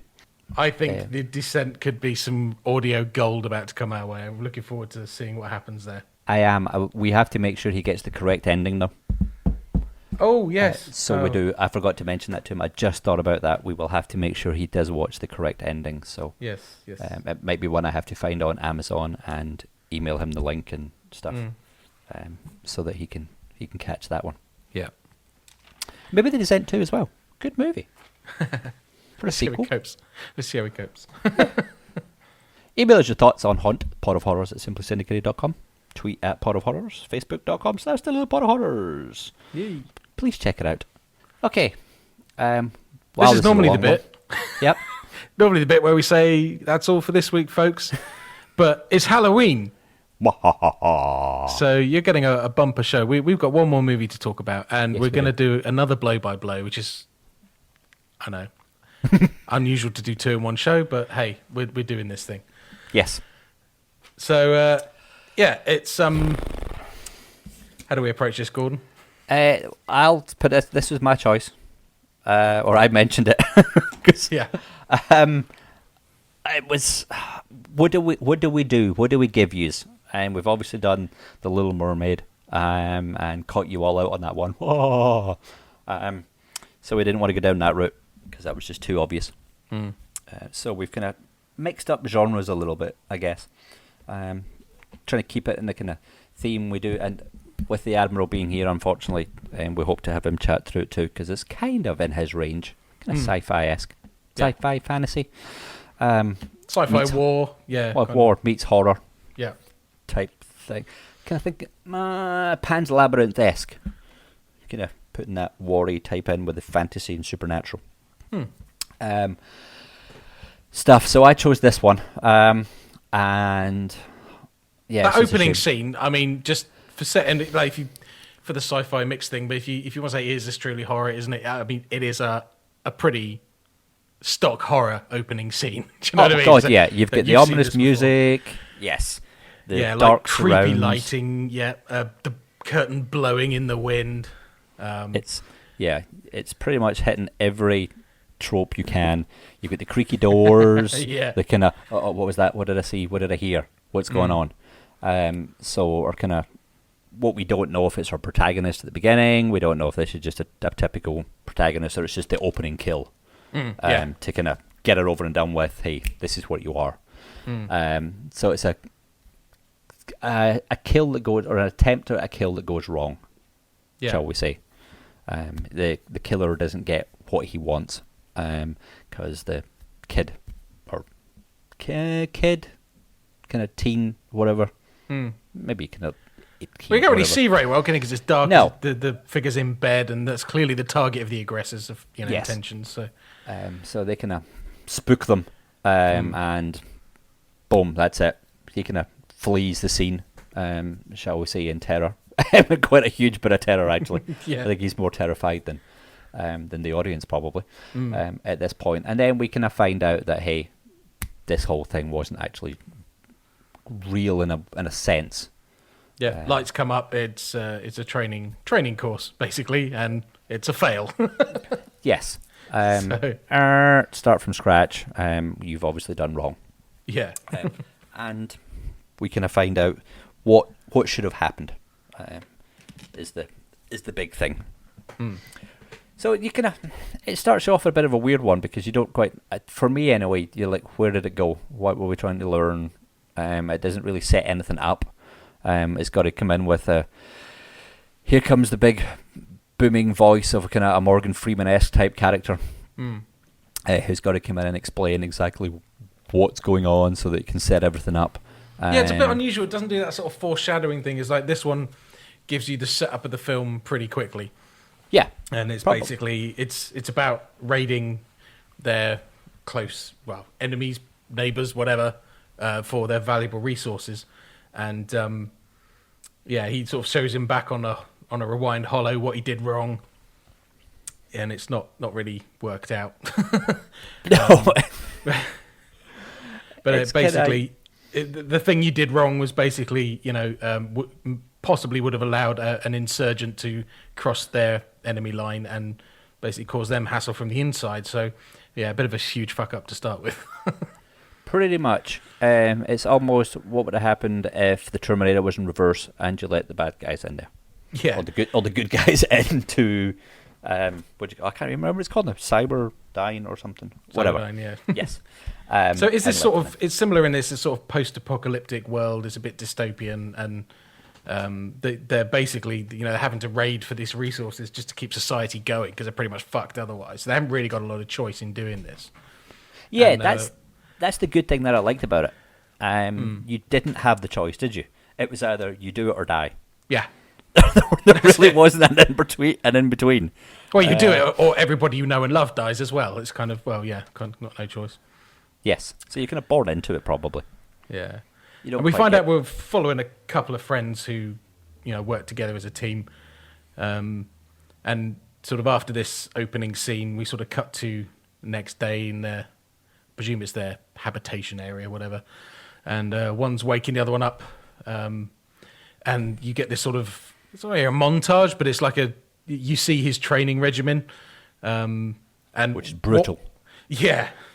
Yeah, because one of them's like the point man, and the other one's more a supporting role. So it's he puts him through his paces because he knows, because he's standing back, monitoring and managing everything. You got to be strong, you got to be fast, you got to be brutal, get in, get out, get the job done. So he's pushing him to do all these really quite. I don't know if you've seen Arrow, where he does his hookup exercise thing. No, I haven't seen that yet. He does this thing where he got a bar on a thing where you do chin ups, but he basically pulls his body up and then lifts the bar off and moves it a notch higher. Oh, wow. Really? So he climbs up like a ladder of these hooks by just breaking, and he does it for real. I've seen him on YouTube. That is an exercise he does. It's just incredible to watch. So. Oh, wow. So, yeah, similar sort of thing to that. I think this guy could probably do that in his sleep. Yeah, probably. He is built. He's ripped as fuck, yeah. Oh, my God. Yeah. Sorry, I'm just getting shivers. So you can. That's the usual kind of little setup scene. We've had our horror bit, and now it's kind of like, okay, here's the little setup, so you know what the guys are like. You kind of know what we're getting into now. Yeah, and there's the banter and the levity to it. Yeah, exactly. Which is cool. Yeah, I like that. I mean, it's good to see. You kind of set you up, and they're kind of. I think they've been working together for a while. Yeah, definitely. Possibly. Definitely possible. Definitely possible. So then they set off to the barracks for their shift, basically, and they have this argument about one wants to go in the jeep, and he's like, no, there's so few resources. Why waste resources when we don't really have them as a society? And so again, forcing that the world is fucked. We need to help out thing. So yes. Mad Maxian. Yeah, absolutely. And in this, we get to see the sort of dystopian landscape. They walk to the barracks, and you see sort of, characters around and the way society's working around them, and just a world building, really, as they go down. Some really weird characters. Yeah, there are some weird characters. Some very kind of racial stereotypes there. Yeah. Which was a bit much. Like, they're a bit heavy-handed. Okay, really? Did you just go there? But okay, I'll go with it, I guess. Yeah. But yeah. But you see, he comes across people on his, people he sees regularly on his route to work, sort of thing. That our big hero, and people recognise him, and he's clearly he is a hero to the people. He's known, they're like, oh, well done today, good luck today or whatever as he's going past. He's the Arnie in Predator. Yes. Yeah. They know this guy.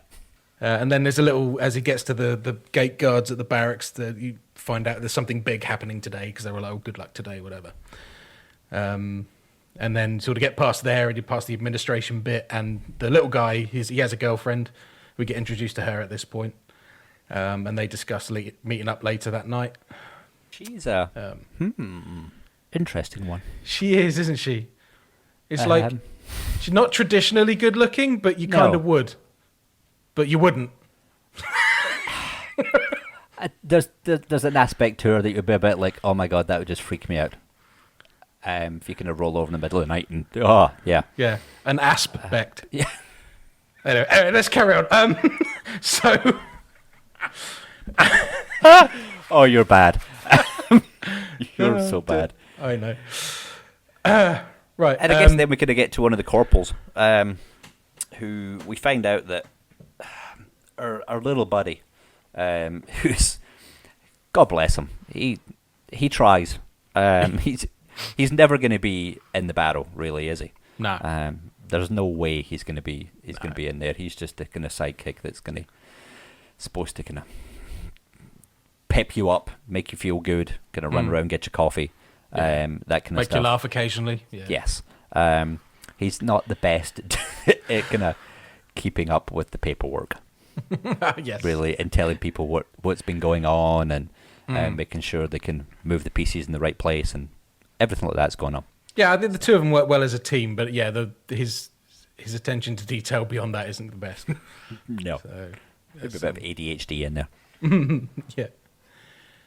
We also, like in the locker room getting ready for their shift or for their operation, we get to meet there's a few stereotypes in this movie, unfortunately. The douchebag, he's the competition, he's the other hotshot, wants to be the best, and he's a dick, basically. So he just, the usual dick move stuff in the locker room. Yeah. He's not. No, I mean, he's a bully, really. Yeah. He obviously knows the little guy's intimidated by him, and he just kind of plays on that, I think. Yeah. And just kind of bullies him around a little bit, and then you kind of gets to the tough guy, and it's Billy. You know he's trying to be in his face, but while kind of thinking in the back of his mind going, yeah, he could probably beat the absolute crap out of me. Yeah, I don't really want to go there, but I'm going to pretend like I could. Yes. Yes. So we then sort of go to the operation floor, and we see the procedure. That it's basically it's an interdimensional travel setup, where they have to go they go through a jump gate portal. They raid for resources and they come back, and it's like bam, in, out, get the thing, and it's all about efficiency and hit rate, really. And you get to see the different teams and how the different teams operate slightly different ways, different tactics, different weapon setups, stuff like that. Yeah, and that was pretty cool. I quite liked how you got to see you got to see a little bit how the behind the scenes stuff worked, where all the portals were coming from and how they selected them. Yeah. As kind of obviously the best way to get in and out. It's obviously going to change on a kind of a minute by minute basis, possibly. So you've really got to get in there at the right time. Otherwise, if you get caught, there's obviously huge repercussions of being caught, whether you lose men or, like you say, you bring the enemy back with you. All hell breaks loose. But I quite liked that. And we get some foreshadowing there, don't we? Of it going wrong and somebody coming back injured and terrified. Oh my god! Because it all went just completely wrong. It just sort of. Yeah, a bit of foreshadowing. That was that kind of tugged at the heartstrings. That one. Did, yeah. These guys don't pull any punches. If you do something wrong, your punishment's pretty severe. Yeah. I mean, I guess it's not a spoiler to say you're almost skinned, really. Well, yeah, because one comes back and basically he's got a parasitic organism on him, and he doesn't notice. And unfortunately, it's really tough on his little sidekick guy helping him out, because he spots it and has to call the shock troops to come in and deal with it. It becomes like a quarantine situation. So they shut down the area, and he gets skinned, basically. Yeah, there's martyrs for you. I can only presume they have like rejuve tanks and they regrow the skin or something like that. I don't know, but it's pretty brutal. Yeah, you don't quite see what happens after that, do you? No. He kind of disappears for a while. I mean, I think he comes back. I think he's back later on. I can't remember. I think he does. But yeah, you can see why they have to go through this routine, because you really don't want anything like that coming back. If that had come off his body, it could have been dangerous to everybody in the room. Yeah. So you've got to go through that strict level of quarantine. It's a little bit strict, being skinned. We should say, though, this is how it's presented to us at this point in the movie. Yes. Because this is the world they inhabit and what they believe to be the case. So, yeah, I mean... Yeah. Oh, spoilers, by the way. Yeah. Don't spoil it too much. But, yeah, I mean, it's a harsh world. Yeah. That they're in. But there's still some friendly banter, even though that happens. But obviously, once that happens, it's pretty much, okay, we've made a heck of a mess now. You got to get all this cleaned up before we can start again. Yeah, sort of end of play for the day, isn't it, really? It pretty much. And, I mean, it kind of screws everything up. And then we get the reprise of the Colonel from the opening scene, comes by and talks to our big buff hero guy. Has a little chat and says, look, you're kind of one of the best we've got. When you get some downtime like this, we could really use you in the training area, because the new recruits are pretty green, and you've got a lot to offer sort of in the training role, really. So that's a good bit of validation for him, really.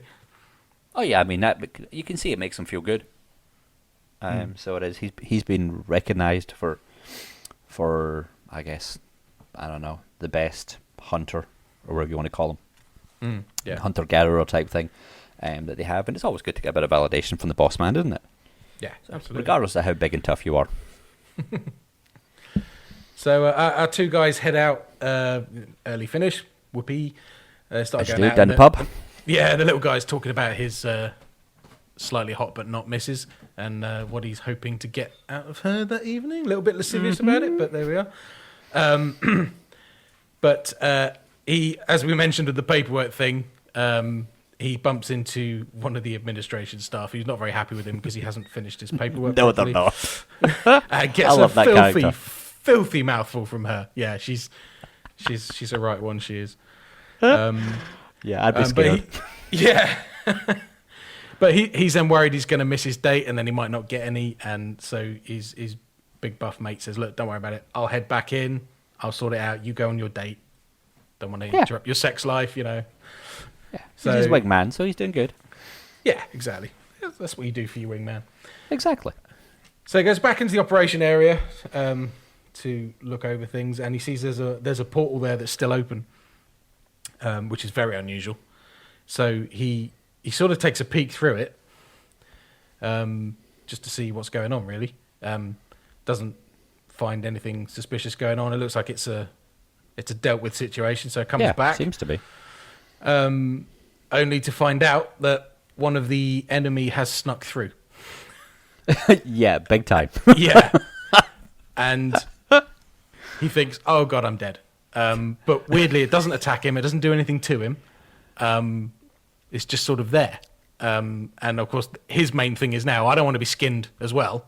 Yes. So he grabs the creature and just stuffs it in a bag, basically, because they're quite small, these things. And he basically gets out of the facility unnoticed with this bag with this alien invader in it, basically. Yeah. Oh, but we forgot, he knows who was there. It was the douchebag from earlier on. Yeah.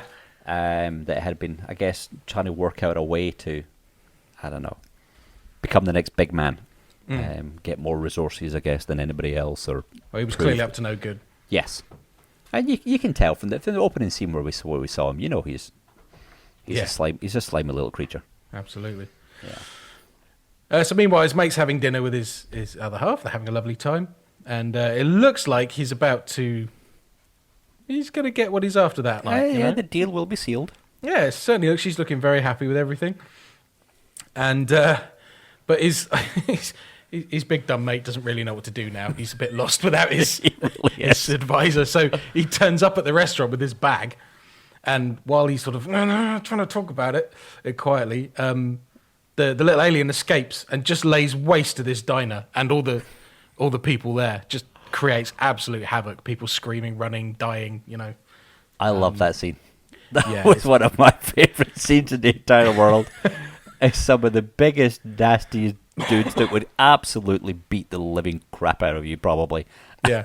just kind of a little, I don't know, a mouse type thing. Well, that's the thing, because the ethos, it's been built up that these things are so effing dangerous. And they usually kill them on sight, sort of thing. And they're just like, now we're finding out that all of this, so because he doesn't want the anti-contamination troops coming in, he's like, I'm not gonna say anything. He's hedged his bets because it hasn't killed him yet. It's probably not gonna. So the rest of the restaurant patrons probably weren't quite so lucky, but they managed to scoop it back up, and the two of them run off together. And you just see in the distance that the shock troops have arrived, and they basically, it's not a mushroom cloud, but it looks like they nuked the place. I mean, they've just gone to town on what's left of this restaurant, and they're just like, oh God, looking behind them. Yeah, nobody's going to be eating there for a long time. No, not at all. So what comes after that? I'm just trying to think. So I think, isn't this what they take? The only place they can really take it back is their bunk. Oh yeah. And then it's obviously like the big dude's like, okay, maybe we should keep it. And the little his sidekick little dude is like, no, we gotta get rid of this thing. Yeah. And he's like, no, it won't. It hasn't killed me yet, you know. Yes, so. But it will, in our sleep, kind of thing. It's just like, okay.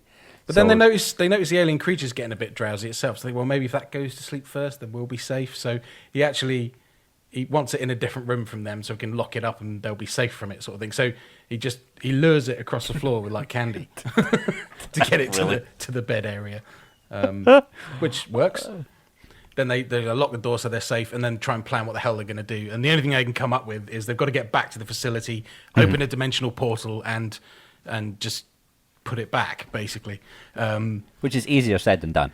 Yes, the security and everything, especially after they've had a case of contamination the day before, so the shock troops are out.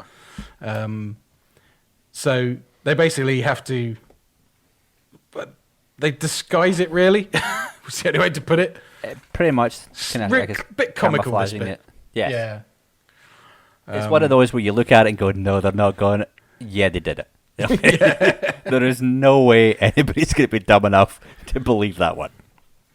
But they do some good distraction techniques, and they get the little guy through. So it's quite good.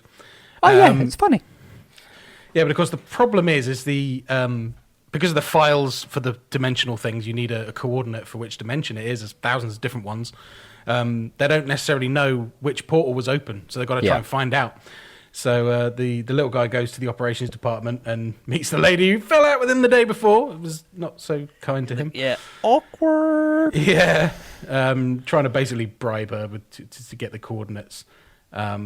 He almost makes it, but then he basically something breaks and he sustains a rather horrible injury to his hands and has to give up on that idea. Thankfully, no permanent damage, but it looked painful. Oh yeah, that's the one where you just gotta give the shakes. But unfortunately, I think is it this bit? Did we miss the bit where he bumps into the girlfriend again?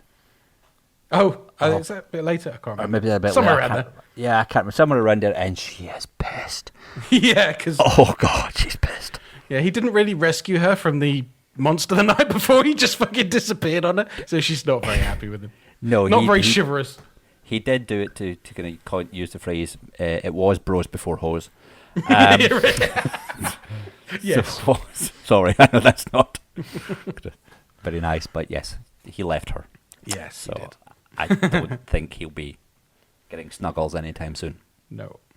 And then they have another problem in that because of these distractions, the little critter runs off again. They're not very good at keeping their hands on it, are they? No, it it's is a a slippery little sod. Yes, it is.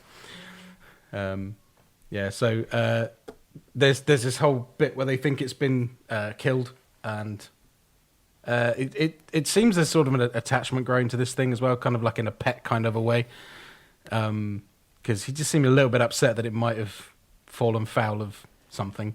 Well, he'd like to say he does seem to be kind of almost feeling responsible for it, I guess, and like say in a way, and it was quite brutal what it went through. It was. It kind of reminded me of like I shouldn't be kind of comparing this, and I'm sorry for comparing it to a cartoon scene, but kind of Kung Fu Panda, where it has to go, where he has to get through that little, the fire pits and the spinning logs with spears and all that stuff in it. That the Fantastic Four or the Fabulous Four, whatever they're called, training every day. That was kind of reminded me of. It's like, sorry, I know, bringing cartoons. Yes, that's sorry. very random. That's what happens when you have 3 kids that watch stuff all the time. So we find out in and amongst all of this that the douchey guy from the dickhead from the beginning, he basically wants hold of this, or he wants an alien, basically, one of them. Yeah. Because he's been trying to do this experiment thing, and he's basically trying to grab it. He knows it's there, and he actually does get his hands on it, and disappears. And then, no, he doesn't. Sorry, get it right. Cut that out. No, he thinks he's got his hands on it. If you remember. Does he? Yeah. Because because they're together when they find he's got secret tunnels. Yeah. He's got his machine hidden in a secret tunnel, and they find that together. He's got the alien with him at that point. Yeah. I've forgotten how it goes. Hold on. Oh, I'm following along. Hang on. He wants the alien back. He wants the alien back, and there's the alien. It pops out. He finds it, and obviously he's very upset with the whole thing. But everything's fine, and the bad guy's trying to catch him. I know. No, they end up following the bad guy because he knows he's up to no good. Yes, because they know, and he knows that. Hang on, Buddy 1 and Buddy 2 know a little bit more than they should. Yeah, and something's quite not right here. So I'm going to kind of catch them, or kind of I'll get them type thing. But yeah, so they obviously have to follow him to try and see what he's up to as well, while kind of sneaking back from not being caught by him type thing. Yeah, and they find this little secret tunnel bit where he's got this big machine thing, this experiment that he's trying to get awesome one of the machine. aliens to. Yeah, it's really cool. And he has a little sidekick in there helping him out as well. So he's a tech guy, nerd guy. Yeah. Again with the stereotypes. Yes, another stereotype, absolutely. But he basically wants to overthrow the Grand Council. So he's designed this machine to artificially produce resources, but it uses up the life force of a living host to do so, which isn't very ethically. It's not how the council would do things, No, yeah, they don't want to kill things. Well, which is the really weird one that confused me because you're scared of these things, but I guess it's one of these ones you're scared of them, but if you kill them, then you've obviously used up your resource. So then you've kind of made it finite, but you need it to be infinite. Yes. Yeah, basically. So you've got to kind of be in this delicate balance of we're scared of you, but we need you. It's a really weird one, but yeah, his solution is kind of short-term gain. and would get tons of resource. We could think about it for a few years, and then I don't know. I guess the plan would be find another planet or way to do this. I don't know. Yeah, he's not really thinking about anybody other than himself, whereas the rest of the setup is supposed to be for the good of their whole society. Yeah, pretty much. So they basically get discovered, and the little guy gets caught. The others get away, and he basically gets strapped into the machine, and is just about to get basically his innards sucked out, and the machine stops working, and the douchebag guy traces back the power cords, and they've been disconnected. Yeah, and then while he's at the other end looking at that, they do this awesome little switcheroo. Yes. They club his nerd mate over the head. They swap him for their friend and escape. And the machine then fires up, and we just see this guy's innards get sucked out by this machine. It is the most grotesque thing in the entire movie. There's got to be a bit of a spoiler on that one, because if you're faint-hearted on that, you might have to look away. Yeah. So they run off again, and they end up back in the training yard bit where the film starts, basically. Yeah. And the colonel's there, and he sees that they basically got this alien, freaks out. But they sort of try and explain it's not as dangerous as we thought, and it's okay, we're okay. But they tell him about this other douche hat's plan to overthrow him, and he's sort of, well, okay, this is terrible. We'll get this sorted out. First off, we've got to get this thing back to its home dimension. We've got to send it home, kind of thing. Yeah. He punches up the coordinates. That's a bit freaky, isn't it? That he knows the dimension. That bit of foreshadowing there as well. Yeah, exactly. It was foreshadowing by about 30 seconds, really. Yeah, a little bit. Because he punches up the correct dimension. But we do find out at that point that he's actually working together with the douche hat. And it turns out it's not that dimension. It's a portal to an ice planet, and he pushes him through. And the alien stays the other side. So they're basically separated out. They don't know what's going to happen to it, and they're stuck on this ice planet. That's with nothing. It's literally the clothes or the outfits they're in that they've arrived in, and it's harsh. Yeah. It put me in mind, I know it's kind of stereotypical and shouldn't, but if you're in the kind of sci-fi range anyway, then obviously you're going to think of, oh, look, it's the Hoth planet. It's going to be that way.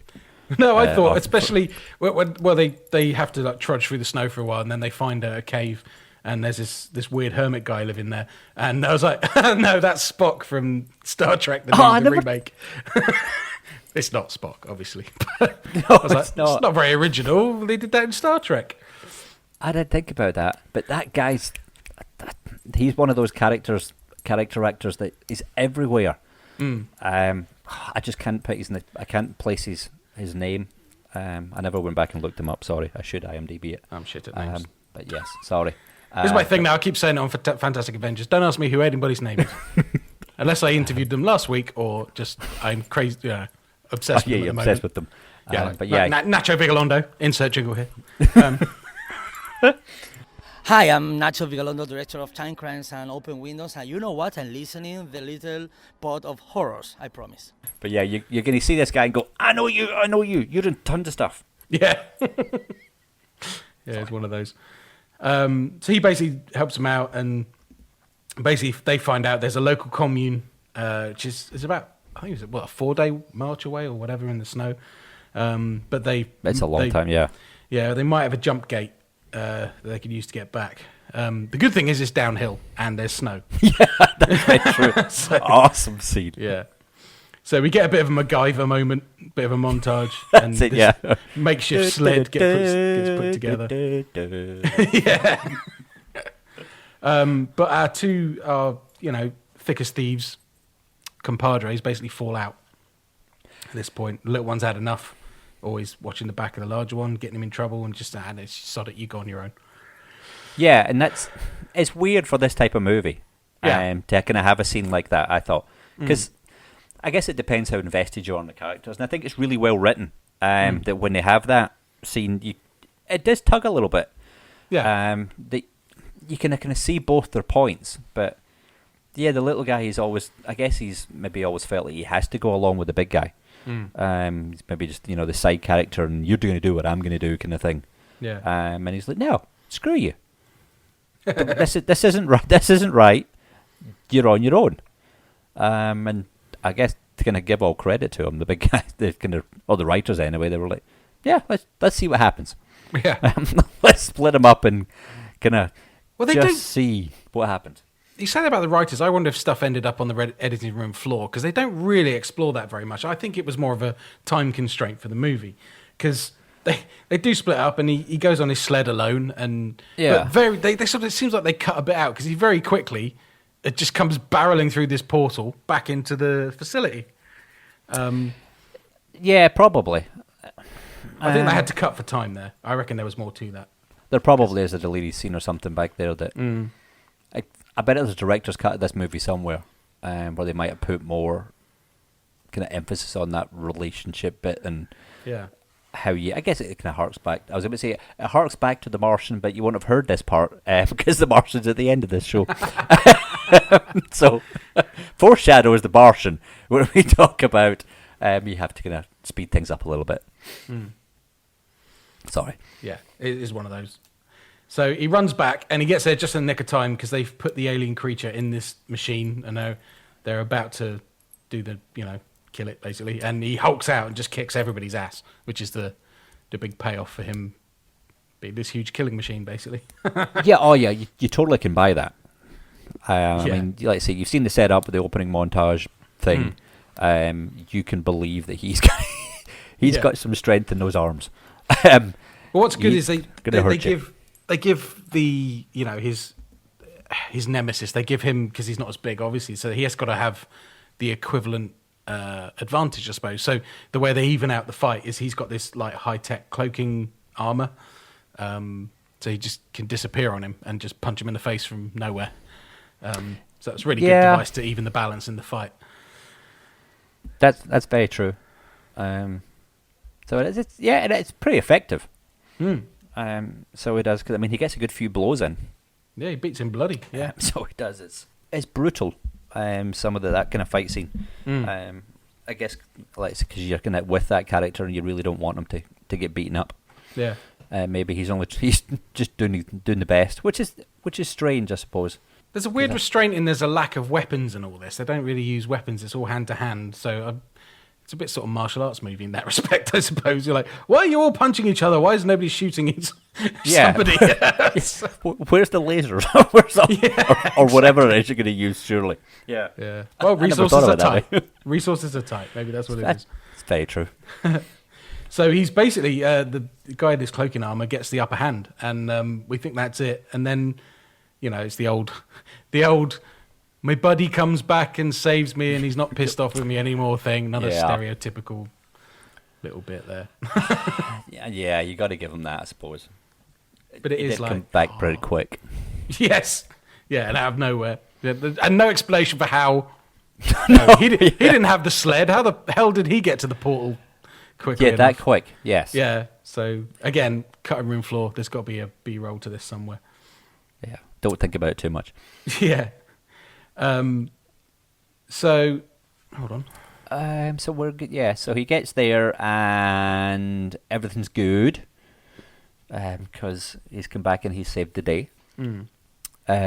But we now have them trying to basically, they've got to find a way to save the alien, but tell the other guys that our colonel is corrupt. Yes. So it's all a big elaborate scene, which is very well done, where they're kind of jumping from place to place, trying to get away from everybody. There's loads of portal jumps. It's like playing the game Portal at this point. It's quite clever. The physics and everything is done the same. Carrying inertia through portals and things like that. It's quite a cinematic feat, actually. Yeah, there's some awesome cinematography in this part. The scale of depth, when you see the behind the scenes as to what's going on, you just don't realise. Obviously, there is this admin side that is going on, and this is why the paperwork's important. Yes. Because if you don't have, unfortunately, even in the future, paperwork is important. Because if you don't have it, there's absolutely no way to keep control of everything that's going on. But it's a standard kind of cat and mouse chase scene. Yeah. You would see it, I guess, with cars maybe. Here driving through a city or whatever, kind of Bourne Supremacy-esque type thing. Yeah. But it's just futuristic. Yeah. Which is it's very cool. Some funny bits in it. I guess. Then we get to we get to the crux point, and our douchebag's caught up with our hero basically, and he's hanging on a ledge for all these portal things, and he's basically about to drop him to his death, and the little alien at this point jumps in. And basically just caves the twat's head in with a baseball bat. Don't know where he got it from, but pretty much saves the day. And like, that's the point at which we know, well, these things are not actually that dangerous and can form attachments to other beings. Yeah. So yeah, we think we're home clear at this point. Yeah, because then they go back. We get back to the original. Basically, it comes full circle. And then we go back to the main kind of training area. Which yes, of course. Sorry, yeah. Yes. Okay. Where I guess you have we know it's wrapping up, and you have the confrontational scene. As to why would you do this? Okay, we're speaking to the colonel. It's like, look, kind of where he explains his whole plan sleeve type thing. Yes, you know what's going on. Why did you do this? You're kind of like, I think you start to feel for our big guy. Because I mean, I think he's looked up to this colonel as like almost like a father figure. Yeah. It's like, I trusted you. What's done? What's your plan? Blah blah blah.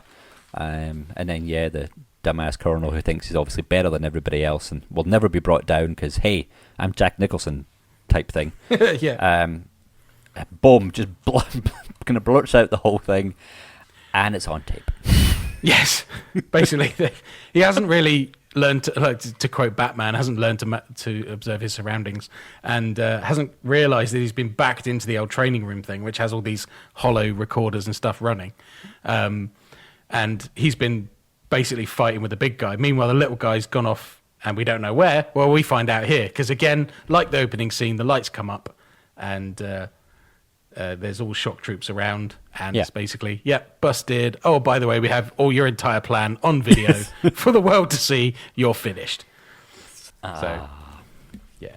And then that's it. Oh, and between all that, the twist at the end, because we find out who...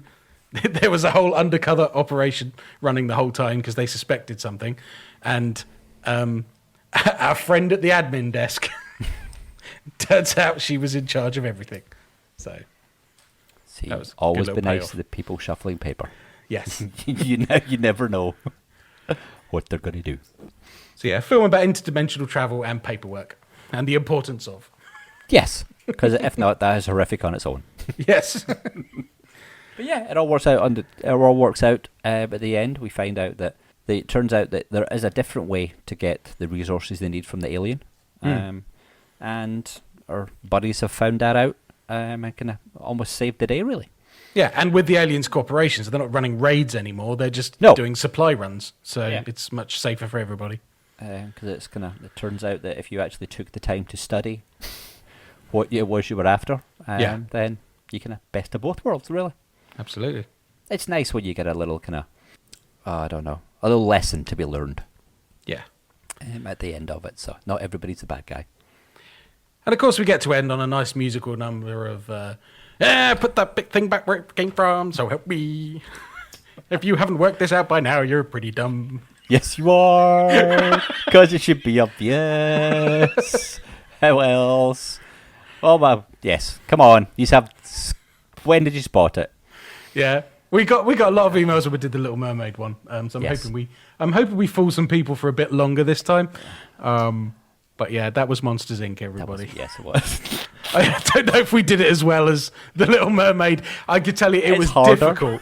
It's a lot harder. It was way harder. There's just some really cute little relationships. Like Little Mermaid, you need like a dark heart to the thing you're doing. And there is the dark witch heart thing to The Little Mermaid, which made it way easier. It's like Randall isn't evil enough. No, he's not. Unfortunately. He wants to be, but he's not. It's just too cutesy. Damn it. Because if it was a sci-fi movie, the way we described it, it sounds like a really shit movie. It's like Dark Side 3D all over again. Well, yeah, people should know that we do watch a lot of crap.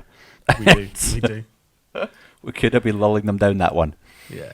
But we copped out last year. We couldn't cop out again this year. So there you go. You got another one. Yay! Hope you enjoyed.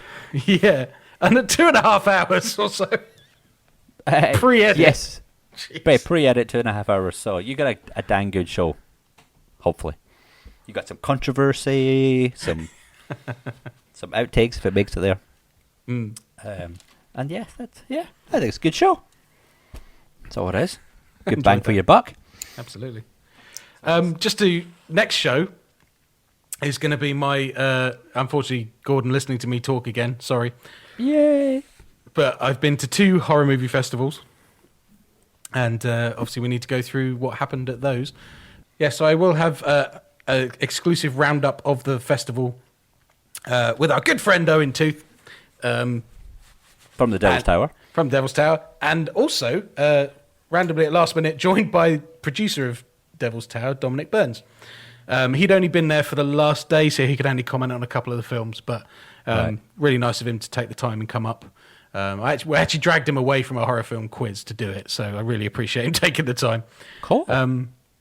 Yeah, so that'll be on the next show, so stay tuned for that. I can't wait. Or don't stay tuned, it'll be months. But anyway, you know what I mean? Don't just hang on, it's not coming at the end of this one. No. So there we are. Cool.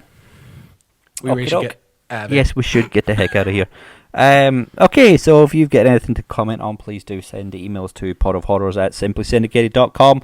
We did have one from Andrew. I'll save it for next show. There we should, yeah. Tweet at Pod of Horrors, Facebook.com/The Little Pod of Horrors, SoundCloud.com, blah, blah, blah, blah, blah, blah, blah, blah, blah. And if you didn't guess from G'day at the beginning, Australia's in the top 5. Oh, go Natalie. She's telling her friends, clearly. Yes. Thank you. Or just clicking different. That's what you should do. Go to the Apple Store and just no, don't do that. Hey, you know what? By the time this show is out, her package may have arrived, but will have been shipped. No way. For her prizes. Yes. No way. Finally, 2 lots of prizes. Yeah. Round of applause for that man. I know that, dude. Thank you, boy. Thank you, Mr. Boz, for a very fun, entertaining show. No worries, sir. It's a pleasure. And thank you to the Admiral, who is not here, but is probably having dinner with the wife and kids. But is still wrong. But yes, he is. Haunt is a good movie. We're going to make you watch lots of crap now. I don't know. I was tempted just to give him Martyrs. Anyway. That was a zombie-ass Toilet of the Undead. There you go. That was awesome show. Awesome one, that one. So, until next time, bye-bye. Bye. Bye. Sorry, it's my Halloween bye. That was awful. I know. Let me to a close.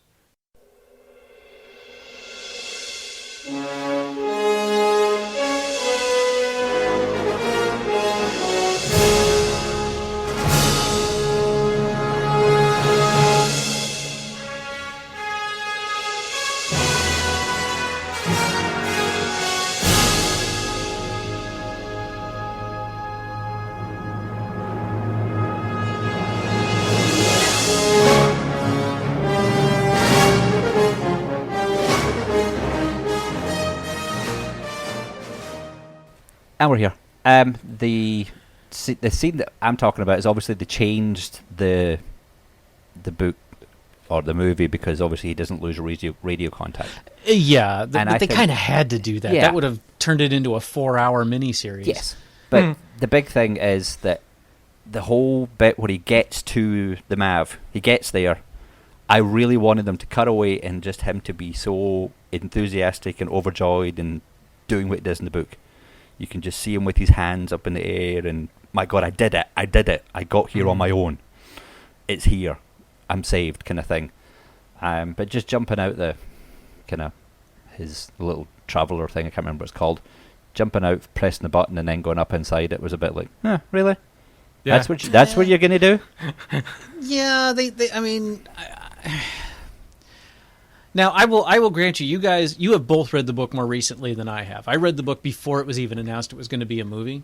So yeah, like, Boz, I have got to give you props for finally giving me a reason to differentiate between listening to books and reading them.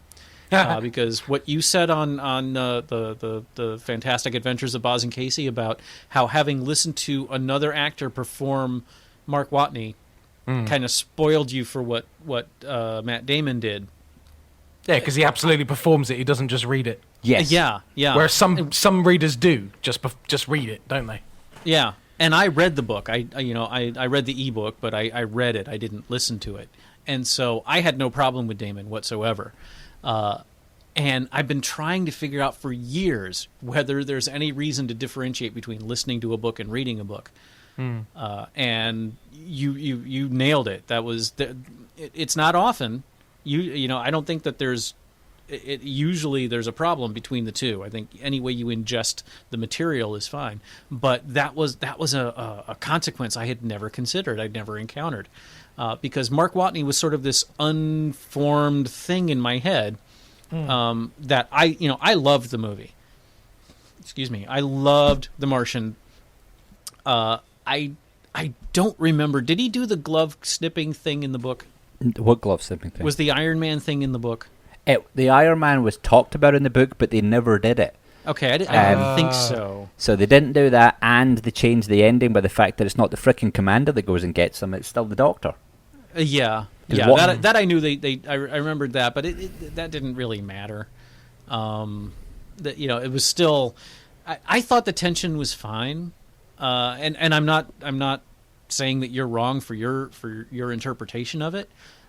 I thought this was one of the best book adaptations I've ever seen. Because it kept the flavor of it. Mm-hmm. It streamlined the story enough, but it didn't change the fundamental nature of the story like sometimes they do. Yeah. Like often they do.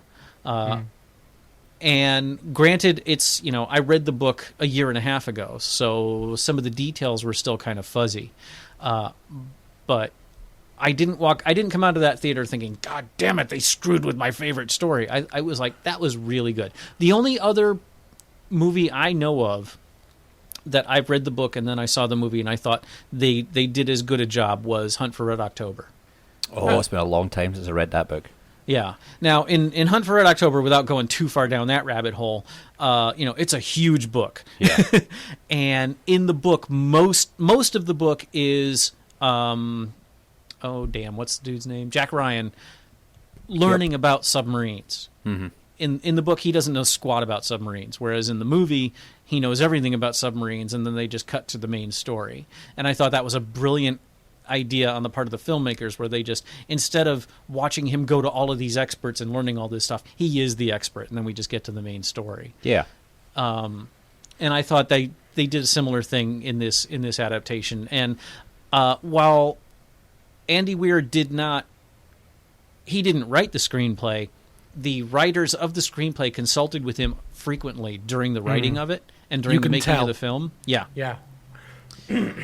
So, they made some changes. They streamlined it. They have to.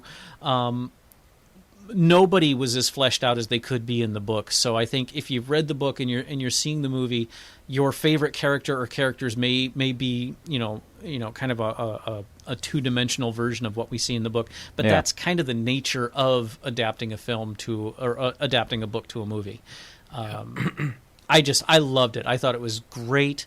There were a couple of moments where, hey, wasn't that supposed to? All right, never mind. We're going along. Yeah. I think the pacing of it was really good. Mm-hmm. The tension was great. The effects were awesome. I loved it. It has become one of my favorite movies. I'm going to watch it again when it comes out. I tried to see it again. I tried to go see it in 3D because I saw it in 2D originally, and we were going to do a movie news, and I was going to talk about it, which I did. But I tried to go see it in 3D, and what the times that were listed online were different from the times that were reality. Okay. But I do want to see it again. And I will probably... I don't buy movies anymore. There's kind of no point to it. Yeah. But I may buy this one when it comes out. I didn't feel... Sorry for talking over you, boss. I just didn't feel tension. That was the biggest thing was... he didn't really feel in danger. Whereas in the book, obviously, it can be expanded more, and he puts himself into a lot of different situations where he is in danger. But that was kind of lost on me. I mean, yeah, he had the big blowout when the airlock blows off and things like that. And look, put duct tape on it, and I'm absolutely fine again. Those kind of little things, I didn't feel the same sense of danger that he was in the entire time. Especially missing out on the big scene where the rover flips. Yeah. Kind of thing. So that's what I was a bit more annoyed at. It just seemed too easy, quote unquote, and it could have been a little bit longer for my liking. They could have got away with more. Yeah, I think they could have got away with more because at the time flew by. I mean, I wasn't dragging around for the time. Absolutely flew by. It was great, but I think they could have done a little bit more with them. And I really don't think we needed the scene on Earth. The epilogue? Yeah, I think we could have just done with a little. The way it ends in the book, I like that. Because I don't think we need to know he got back okay and everybody got married and had babies and everyone's fine. Blah blah blah blah. But that's just me. Sorry, I'll shut up. No, I don't disagree. I didn't dislike the epilogue, but it was kind of like, okay, movie people have to do this shit. That's how I felt about it. I did like that they left in the dude, you stink. Yeah, I like your point there, Gordon, because I'm in a very similar camp to you in that the tension. There wasn't, because they had to crunch a timeline so much that he didn't feel enough in peril, but he acted Mark Watney way more over emotional than I perceived him as. So they took away all of the frivolous kind of where we would be absolutely shitting a brick, and he's talking about inventing pirate ninjas as a measurement of a unit of measurement, which is one of my favourite bits. I was gutted that wasn't in. I was trying to see how they could start the movie with, well, I'm pretty much fucked. And I understand they really probably couldn't do that, but I was still gutted because I wanted that as well. But he spent too much time snivelling and crying. Now, I'm not saying that you don't get to snivel and cry if your life is very much in danger and stranded on Mars, but the Mark Watney I read in the book had very few moments of emotion like that come through in the book. The thing I liked about him is his dumb, stupid sense of humour, a bit like my own, is what gets him through. And he's in absolute peril, and he's making dumb, stupid fucking jokes. And that is who I wanted to see on screen. And it was too much of a...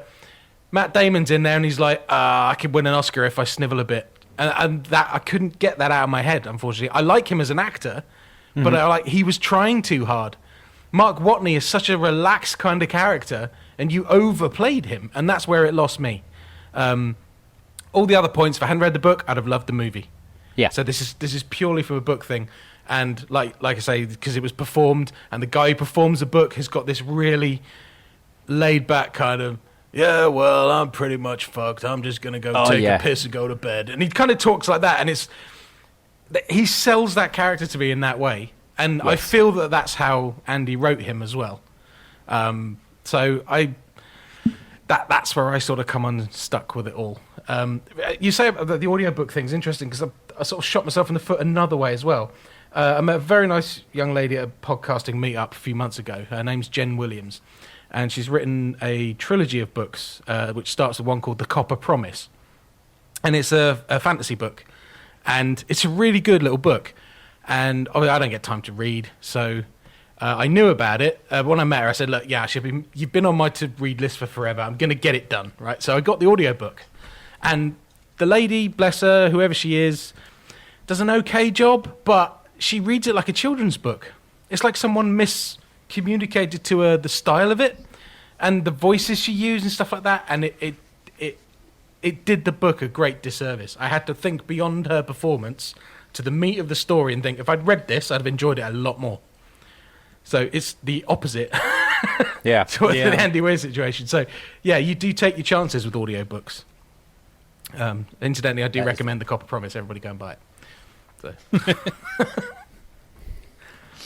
So we should probably... Yes, we'll get on. Martian. Yeah. Well, now we're at the end of the spoiler section, and we can jump back into the main section. If you would like to get in touch with the show, please send an email to podofhorrors@simplysyndicated.com. tweet at Pod of Horrors, or visit the Facebook group, facebook.com/The Little Pod of Horrors. Also, make sure to check out our blog at thelittlepodofhorrors.com for updates, polls, and other thoughts on the horror genre.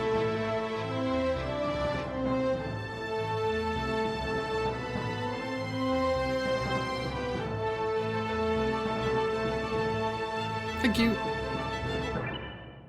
What they're going to do. Oh. And the only thing they can think of, they've got to get back to the facility, Skype. open a portal. We lost you. And Hold on put this while we thing try back to where it get came the call from. back. I can't say that. Is the call getting back? Boz still Have there? I lost Does Boz you? even know I've gone? Oh, no way. Hello? Hello? There you are. Did you hear that? I didn't hear any of it. Oh, fuck. Oh, It's good hold because on we'd while had to we cut it get out the call anyway. back again.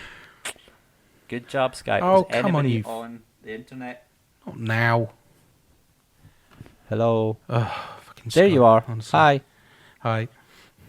Yeah, they just said they've got to try and work out what to do, and they decided to put that thing back where it came from. I can't say that. It's a fucking signpost. There's one for the outtakes, buddy. Put that thing back where it came from, so help me. So help me, so help me. I can't. Oh, jeez. Yes. Okay, I'm going to do that again. Yes, so so he was going to his room with Candy. Okay, here we go. Take care of yourself. Try not to run through any more closets. Mike, that's not her door. What are you talking about? Of course it's her door. It's her door. No, her door was white. No. And it had flowers on it. No. It must have been dark last night, because this is its door. Hey, you hear that? Sounds like fun in there. Okay, send me a postcard, kid. That's Mike Wazowski, care of 22. Mike Wazowski, you got your life back lane. Very good. Now, bon voyage. Bye-bye. Come on. Look at the stick. See the stick? Go. Get the stick. Go fetch. Mike, this isn't Boo's door. Boo? What's Boo? That's what I decided to call her. Is there a problem? So, you're not supposed to name it. Once you name it, you start getting attached to it. Now put that thing back where it came from, or so help me! Oh, hi! We're rehearsing a scene for the upcoming company play called Put That Thing Back Where It Came From, or So Help Me. It's a musical. Yeah, put that thing back where it came from, or so help me. So help me, so help me, and cut. We're still working on it. It's a work in progress, but hey, we need ushers. Ushers. Ushers. Ushers. Ushers. Ushers. Ushers. Ushers. Ushers. Ushers. Ushers. Ushers. Ushers. Ushers. Ushers. Ushers.